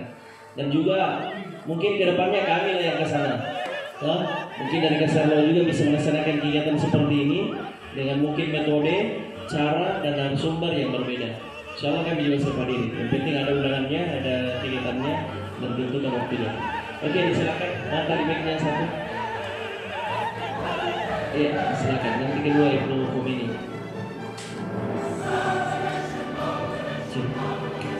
Lebih nyaman tidak pakai mic, juga pakai anak saya. Assalamualaikum warahmatullahi wabarakatuh. Begini Ustaz,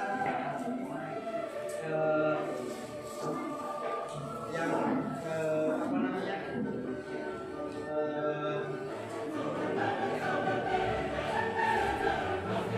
Di antara kawan-kawan mungkin saya termasuk yang sudah pengalaman juga soal cinta.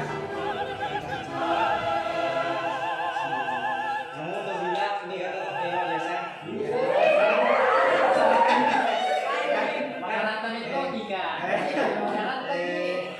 Mulai Bandung, di Bandung Megawati pengalaman cintaku.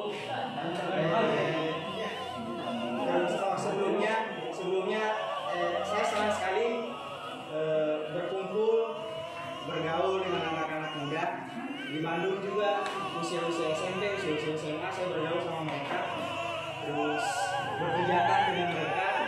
Yang saya suka itu semangat anak mudanya, orang muda. Jadi meskipun sudah berusia lebih dari mereka, saya merasa awet muda karena bergaul dengan anak muda. Masih di tahun muda Iya. Umur usia saya 39. Masa Pak, kalau Saya- saya yang baik, bertahan enggak? Gitu. Nah, kembali lagi ke soal cinta tadi. Soal cinta dengan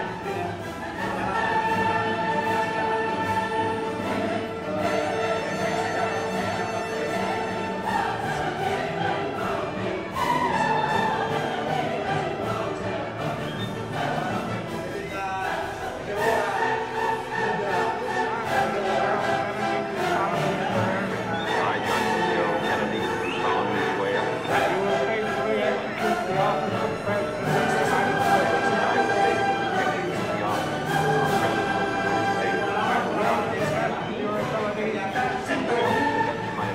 preserve, protect, and defend the Constitution of the United States. Preserve, protect, and defend the Constitution of the United States.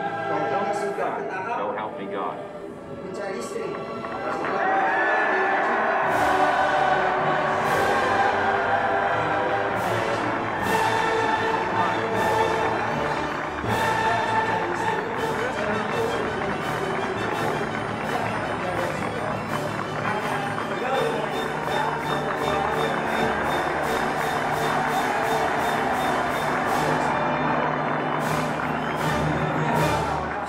Dimana hawa nafsu itu datangnya, Vice President Johnson, Mr. Speaker, selain Mr. Chief Justice, dibantu oleh hormon tadi, President Eisenhower, karena cantik, karena apa? Vice President Kemudian Nixon, bereaksilah hormon itu. President Truman, Tapi yang utama yang bekerja di situ Clergy, adalah hawa nafsu. fellow Di mana hawa citizens. nafsu itu adalah bisikan setan. we observe today not a victory of party, but Pertanyaannya a adalah celebration of freedom, bagaimana sebenarnya Symbolizing menggabungkan hawa an nafsu ini as well as a beginning, dengan dari anak signifying muda, dari orang renewal, muda, gitu.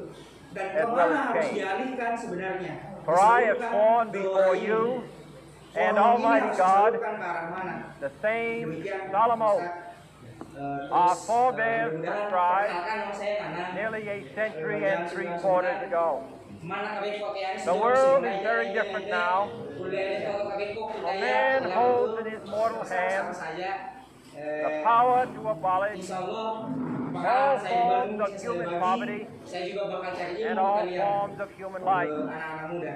Begitu And Ustaz. yet the same revolutionary belief for which our forebears fought are still at issue around the globe. The belief that the rights of man come not from the generosity of the state, but from the hand Selamat of malam God. dan salam cinta kepada We kita dare semua. not forget today that He has in that verse. Jadi pertama-tama yang bisa saya Let the sampaikan, word go forth mudah-mudahan kawan-kawan from yang this hadir time pada and malam place hari ini to itu friend and betul-betul foe bukan alike, karena terpaksa, tapi itu karena that the cinta. torch has been Yang passed kedua adalah to a terima new kasih banyak generation of kepada Americans Ustaz yang menyempatkan born hadir in this century, untuk duduk bersama tempted dengan by kawan-kawan war, yang ada di sini. Semoga disciplined kedepannya by kita a ini hard and bitter silaturahminya lebih terbangun, kemudian proud of our ancient bagaimana heritage, kita tidak and terlalu canggung unwilling begitu to witness antara adik dengan or kakak permit begitu.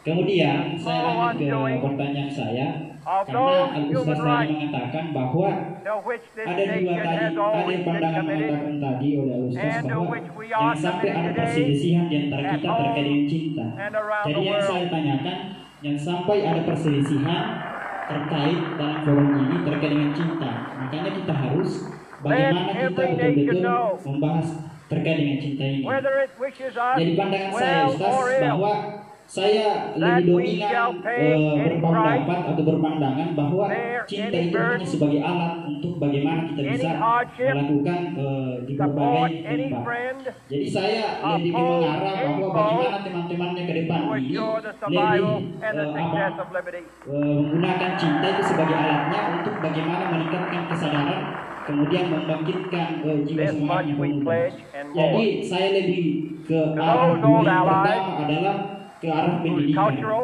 Jadi and yang spiritual kita origin alami, yang we saya lihat we pledge kondisi the loyalty pemuda yang of ada faithful friends. di sini, bahwa United, there is notabene little we kami cannot pemuda do yang ada di sini in a itu host secara of cooperative pendidikan ventures. kita punya pandangan bahwa Divided, there is pendidikan little itu we hanya can sebagai hanya we cannot sebagai meet tujuan a untuk powerful challenge mendapatkan ijazah. at all. Jadi sebenarnya pertanyaan pertama adalah apakah To those new states kawan-kawan we pemuda welcome ini yang to kurang the cinta ranks of the terhadap free, pendidikan atau seorang guru pledge yang our kurang word cinta terhadap anak didiknya that terhadap dunia one pendidikan. form of colonial Karena yang kita control alami sekarang, bagaimana shall not pergaulan have passed pemuda away, sekarang yang merely notabene-nya to be replaced itu by jauh a far lebih more iron jauh tyranny.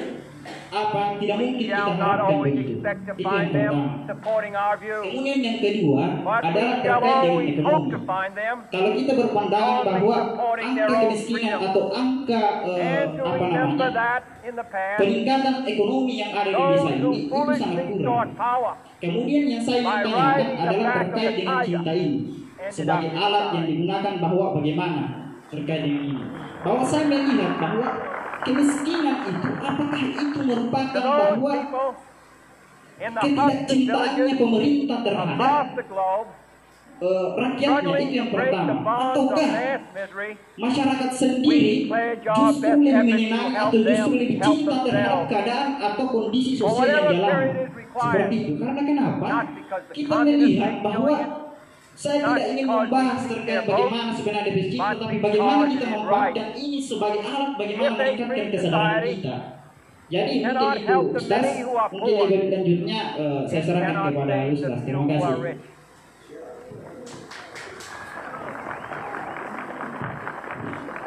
Iya, jadi To dua our tadi sister ada republic, argumentasi dan motivasi. south of our border, Kemudian ada juga pandangan we dan juga offer a sekaligus special pertanyaan. pledge Yang pertama to tadi convert langsung our saja good ayahnya word Mupsi. into good deeds. Nah tadi disebut siapa In a tadi? new alliance Iya, for progress, akrabnya begitu. Jadi tadi To ada assist beberapa pengalaman free men yang disebutkan, and bahkan free sampai government menyebutkan kata hawa nafsu. in casting Jadi off tadi the pertanyaannya chains of mungkin poverty. begini, kalau tidak salah ya. But this Bagaimana cara mengarahkan hawa revolution nafsu of untuk hope melahirkan cinta? Atau cannot bagaimana? become the prey of Bagaimana? hostile powers. Menyalurkan hawa Let nafsu. all our neighbors know that we saya mau shall join with mendefinisikan them cinta yang to selama ini oppose yang mungkin aggression dirasakan or sama subversion kawan-kawan, yang saya anywhere rasakan in the begini, Americas, sebenarnya adalah hawa and nafsu let yang every Oh, other iya. power know Bagaimana that this menyalurkan hemisphere hawa nafsu intends itu to ke arah remain yang the positif. master of its Wah, own itu house. yang cinta yang sebenarnya. Oke, yang seperti tadi Ustaz. Kemudian yang kedua dari Ibnu Khomeini.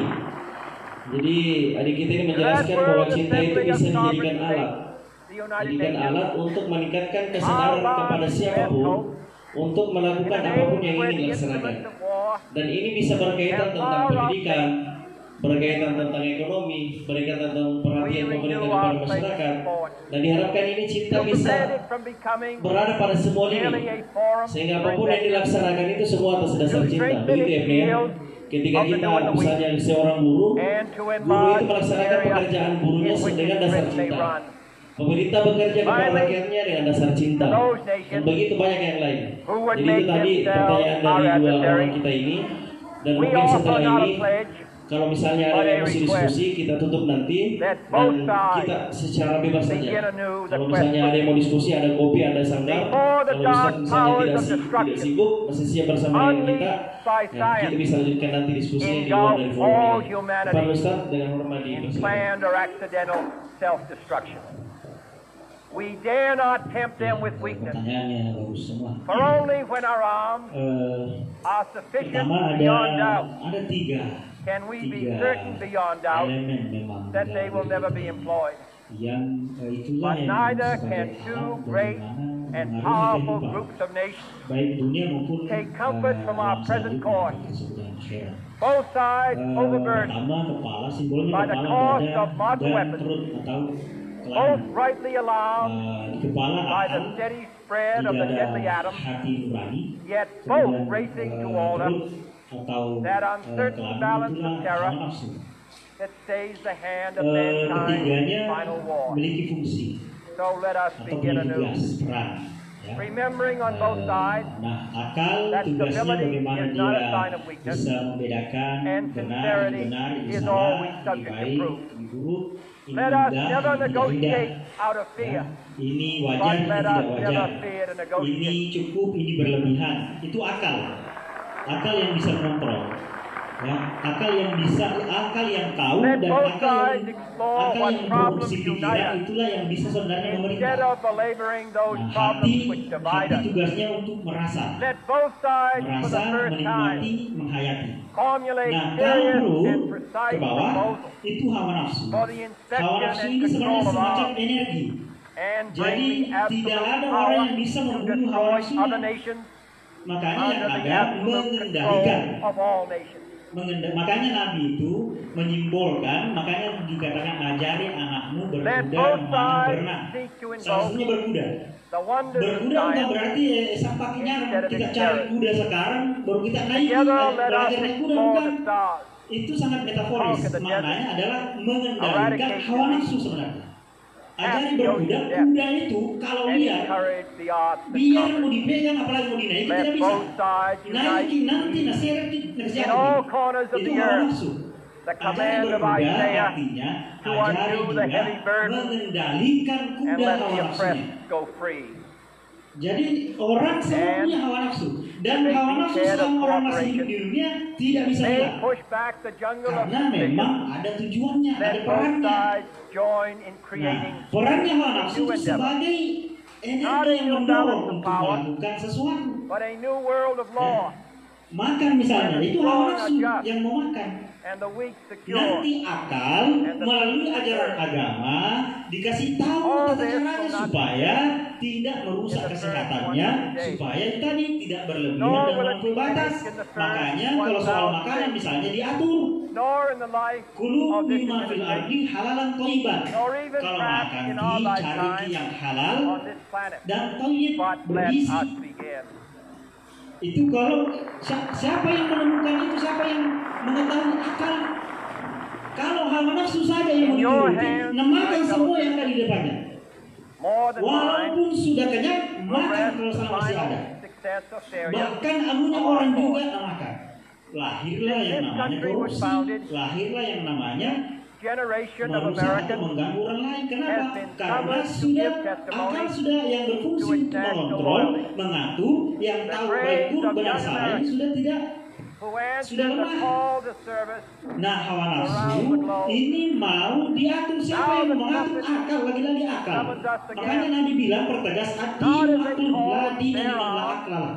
Though arms Di we dalam syariat agama itu selalu ada syaratnya itu akil balik. though in battle we Akil are, balik itu bukan soal umur, tapi sudah bisa mendayagunakan potensi akalnya, bisa membedakan ini benar, ini salah, ini baik, ini buruk, ini merusak, ini rejoicing baik. in hope, Itu akal bertugas. Hawa nafsu ini tidak ada batasnya. struggle against the Kalau ada orang mau dikasih uang, tidak ada batasnya uang. poverty, Mau dikasih misalnya war pasangan, itself.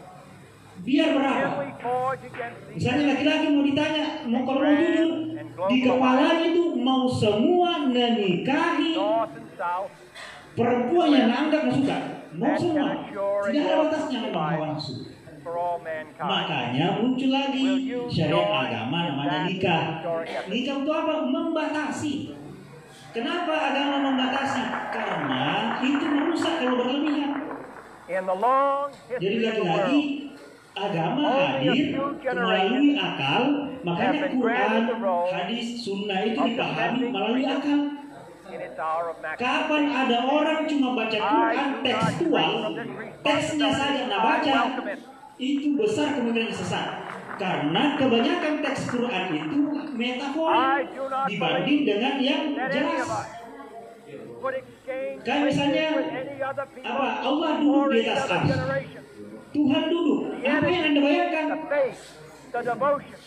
Tuhan duduk, misalnya tangannya Tuhan. Kita bayangkan perintahannya. Kalau teksnya cuma dibaca, pasti kita akan sesat.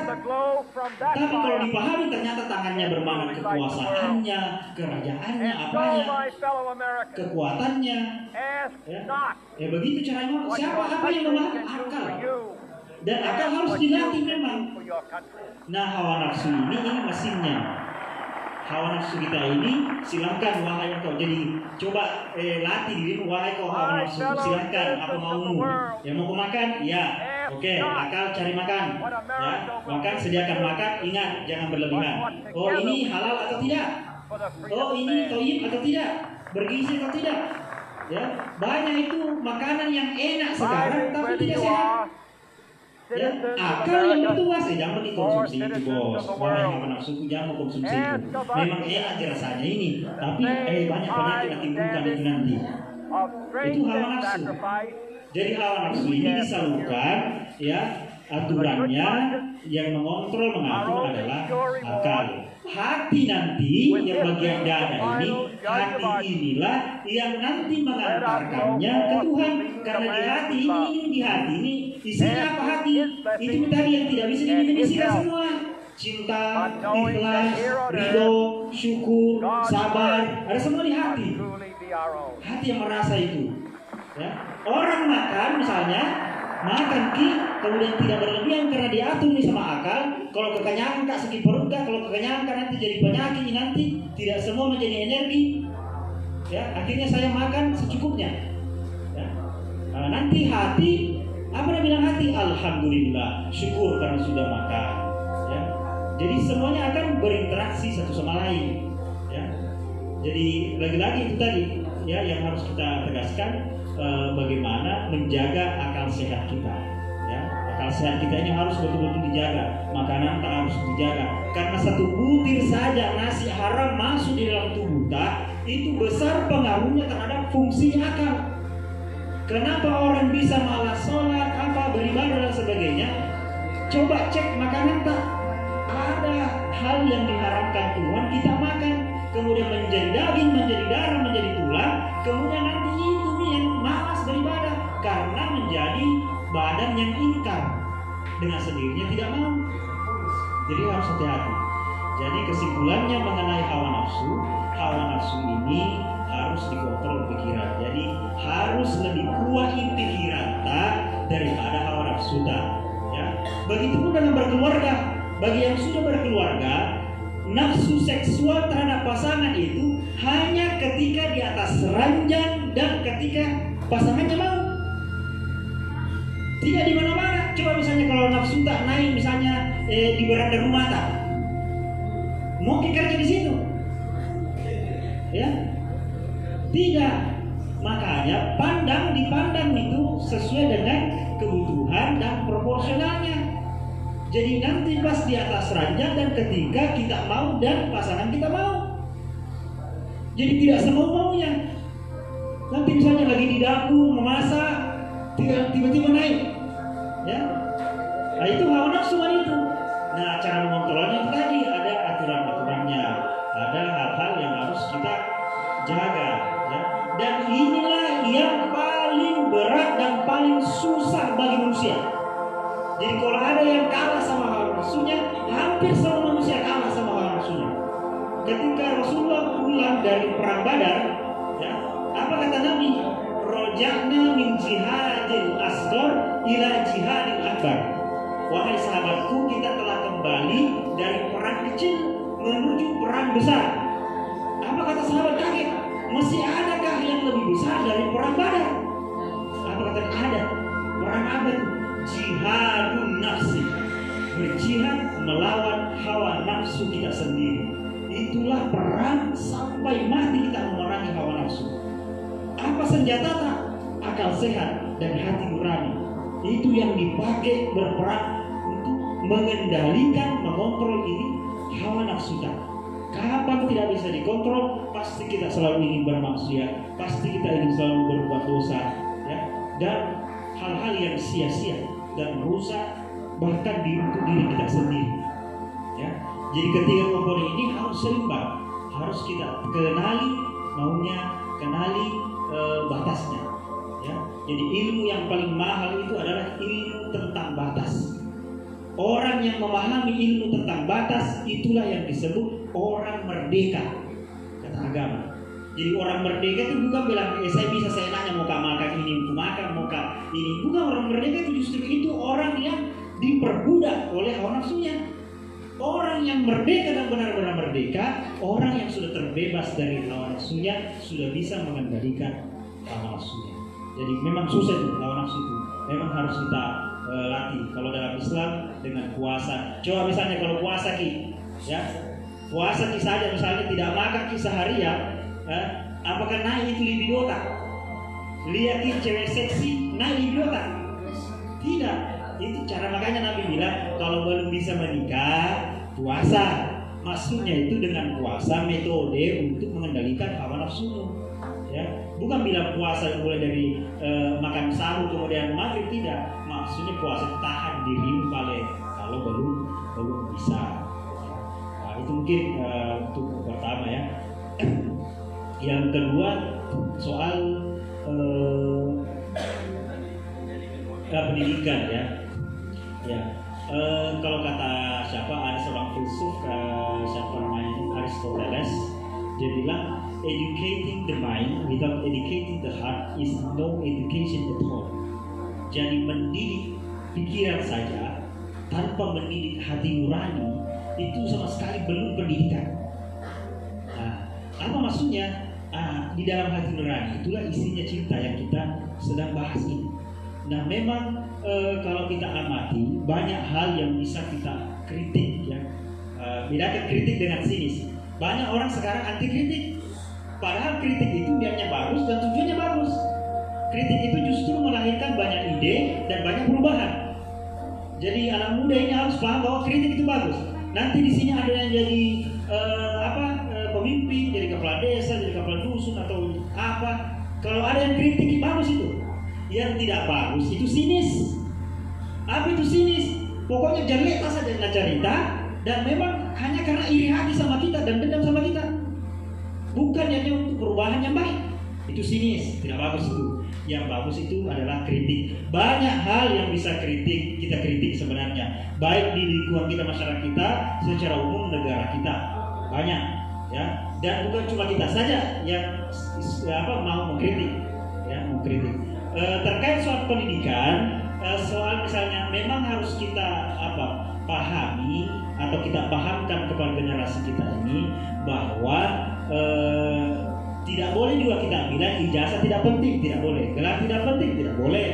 Ya, yang bagus itu, ya, bagaimana karena dengan adanya ijazah, adanya gelar itu memudahkan generasi kita untuk memasuki ruang-ruang kerja dalam pemerintahan dan di bidang-bidang yang ada. Ya, kalau tidak ada ijazah, tidak ada gelar, tak sempit nih tempat, tak bisa kreatif atau mengabdi. Tapi kalau ada ijazah, ya itu luas, ya. Kita bisa masuk misalnya di pemerintahan, bisa masuk menjadi PNS, di PNS nanti kita bisa jadi dosen dan jadi guru, kita bisa melakukan perubahan di lingkungan sekolah dan sebagainya, ya. Makanya tetap penting, ya. Tapi lagi-lagi ya, ijazah itu, gelar itu hanya mengantar pada tes masuk saya, semua wawancara paling minimal. Selebihnya itu adalah pengalaman tak dan ilmu tak. Maka dikasih tahu generasi tak bahwa jangan lupakan isimu, kemampuanmu, keahlianmu. Untuk masa depan ini ada 4 hal yang harus dimiliki oleh generasi supaya aman di masa depan.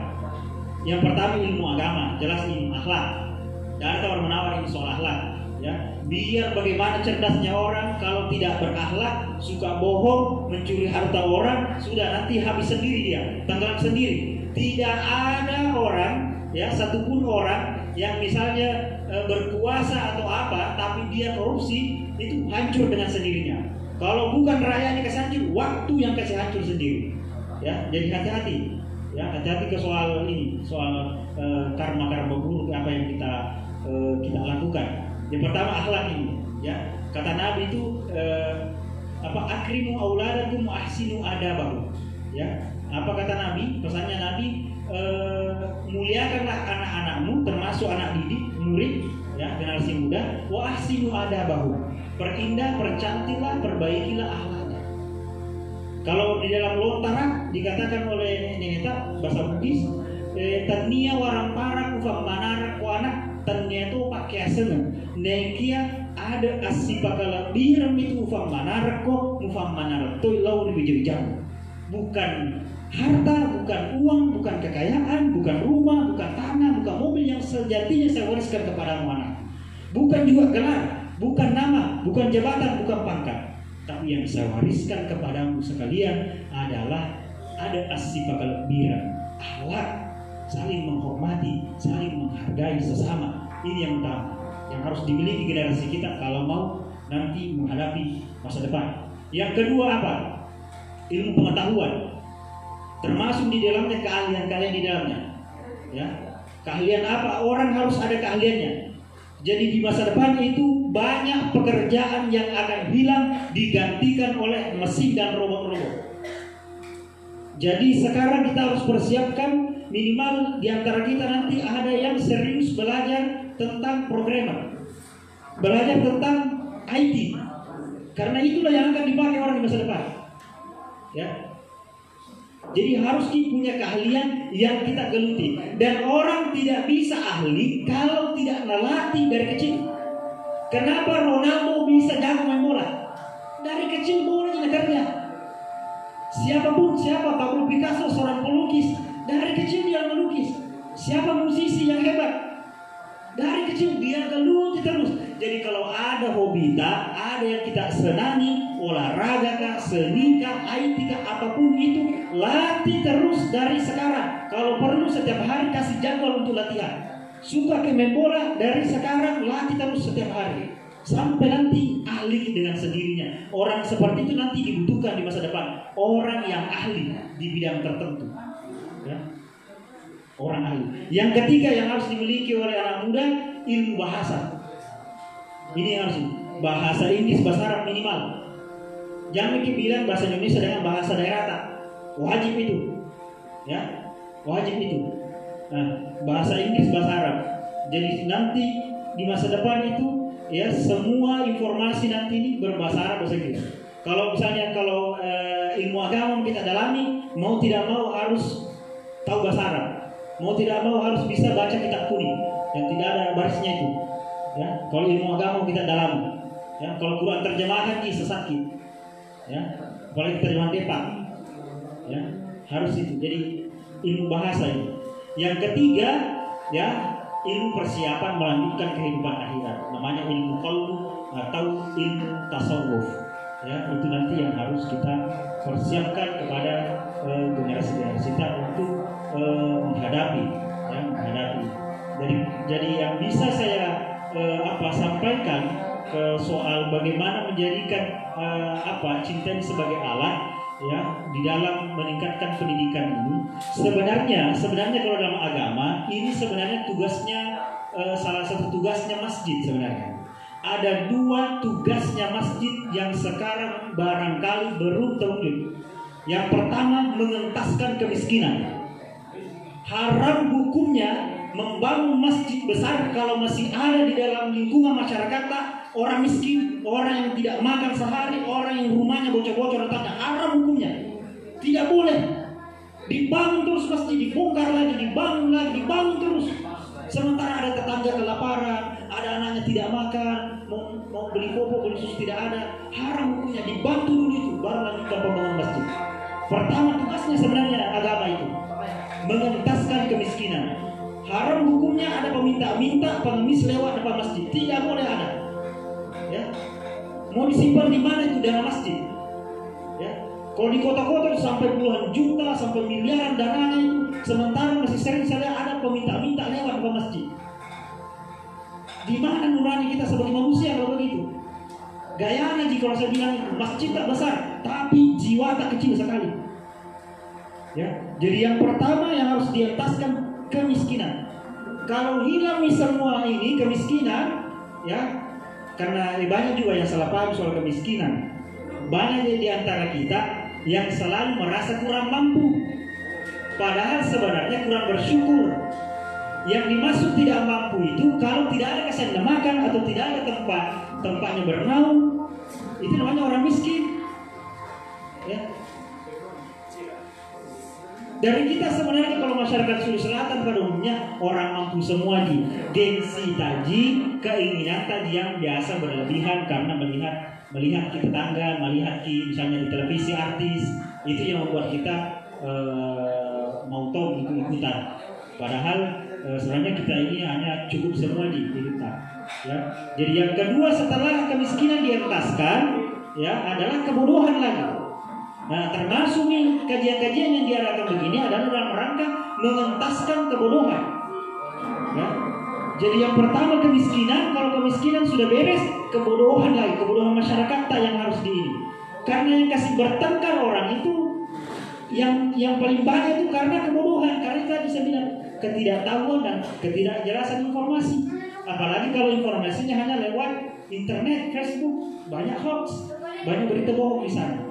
Ya. Jadi semua pihak harus sebenarnya bekerja sama, baik orang tuanya, pemudanya, pemerintah setempat, semuanya harus sering berdiskusi, sering bertemu, bersilaturahmi, membicarakan kebaikan bersama. Ya, termasuk unsur-unsur masjid harus juga duduk bersama membicarakan. Ya, kalau dananya besar, coba pikirkan. Ya, ada anak-anak di sini kurang mampu orang tuanya, tapi dalam masjid banyak, bantu itu kasih beasiswa itu, kasih sekolah itu. Ya, seperti itu sebenarnya Islam. Ya, tidak hanya membangga-banggakan besarnya masjidnya, tapi betul-betul mensejahterakan, memakmurkan rakyatnya. Ya, jadi kalau makmur di masjid aman nih, nyaman dipakai beribadah, ya, rakyatnya lagi, jamaahnya lagi kita coba makmurkan. Ya, seperti itulah yang dicontohkan oleh Rasulullah. Hal-hal beginilah sebenarnya hal kecil sebenarnya, tapi kalau kalau kita bisa action, bisa kita lakukan, itu bisa memberikan dampak besar. Ya, jadi kalau diskusi rutin begini, nanti pelan-pelan itu kesadaran masyarakat akan tumbuh sendiri, ya, tanpa kita sadar nanti tumbuh sendiri kesadaran tak, karena sering duduk di majelis ilmu, sering didoakan oleh para malaikat, ya, tanpa tidak sadar nanti hawa nafsu terkikis sendiri, nanti lama-lama cinta itu muncul sendiri dalam diri kita. Ya, saya pikir hanya itu yang bisa saya tambahkan, mungkin tidak menjawab pertanyaan-pertanyaan saudara-saudara sekalian. Tapi saya pikir itu bisa menjadi bahan renungan kita bersama, termasuk saya terus merenung, belajar, mempelajari bagaimana supaya kita ini bisa benar-benar meraih atau merasakan, mengalami cinta yang sejati, tanpa modus, tanpa pamrih, tanpa gangguan setan atau hawa nafsu. Mungkin sekian yang bisa saya sampaikan, lebih dan kurangnya mohon dimaafkan. Terima kasih atas kesempatan ini, kesempatan berharga ini. Wallahul muwaffiq ila aqwamit thoriq. Assalamualaikum warahmatullahi wabarakatuh.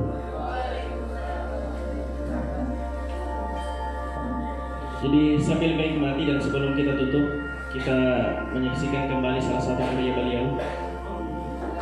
Silakan disaksikan sambil mencicipi apa yang disahkan oleh adik-adik sekalian.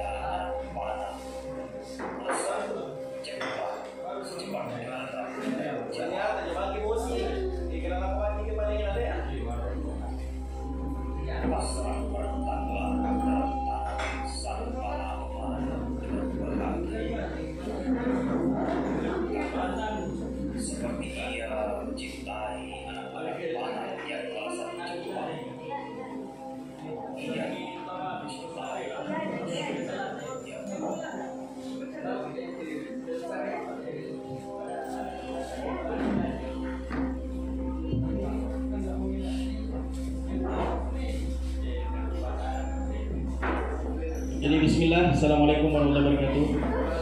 Jadi tadi sedikit menampilkan video hasil karya beliau. Mudah-mudahan apa yang disampaikan dan apa yang kita laksanakan pada malam ini bisa memberikan manfaat. Membahas tentang cinta pada malam hari ini, mudah-mudahan cinta kita bisa terarah. Artinya pada dasarnya setiap orang memiliki hawa nafsu, tapi tinggal bagaimana membatasi dan mengontrol hawa nafsu itu sehingga tidak terbawa kepada hal-hal yang maksiat. Kemudian yang kedua yang perlu kita sampaikan adalah Pino, kira-kira bagaimana ke depannya ini? Bagaimana kira-kira nanti kita bahas nanti ya, Pino. Ke depannya nanti kita setelah kita tutup acara ini, kita duduk sama-sama dulu sambil menikmati kopi sanggar dan diskusi untuk membicarakan terkait tentang rencana kegiatan selanjutnya. Kemudian atas nama masyarakat Bila, khususnya pemuda Bila dan juga perwakilan dari saudara kita dari Kesar Lauk, mengucapkan terima kasih banyak kepada Ustadz yang telah meluangkan waktunya hadir pada malam hari ini, berbagi ilmu, berbagi pengetahuan. Saya yakin yang hadir di sini belum puas sebenarnya, belum puas. Tandanya bahwa teman-teman masih banyak yang antusias untuk bertanya, berdiskusi. Dan ini hanyalah sebatas stimulus pemantik bagi kita untuk lebih mencari lagi, khususnya tentang cinta pada malam hari ini. Dan saya pikir banyak referensi-referensi yang lain bisa kita dapatkan, bukan hanya melalui beliau, tapi juga bisa kita dapatkan dari teman-teman yang lain atau guru-guru yang lain ataukah dari sosial media yang akan kita baca. Oleh karena itu juga terima kasih banyak dan permohonan maaf jika dalam pelaksanaan kegiatan ini terdapat kekeliruan, terdapat kehilafan, dan terima kasih banyak juga kepada adik sekalian yang telah hadir pada malam hari ini. Dan insya Allah kita akan bertemu lagi pada kajian-kajian selanjutnya, kajian keempat, kajian kelima, sampai kajian seterusnya. Dan mudah-mudahan apa yang disampaikan oleh beliau tadi untuk mendapatkan ilmu laduni itu kita bisa melaksanakan kajian 40 kali. Mudah-mudahan ilmu laduni itu di antara kita ini ada yang bisa mendapatkan berkahnya insya Allah. Dan mudah-mudahan ini bisa berlanjut terus dan tentu harus ada kerjasama dari kita semua. Lebih dan kurangnya mohon dimaafkan. Allahul musta'an wa alaihi tiklan. Wallahu muwaffiq ila aqwamit thariq. Assalamualaikum warahmatullahi wabarakatuh.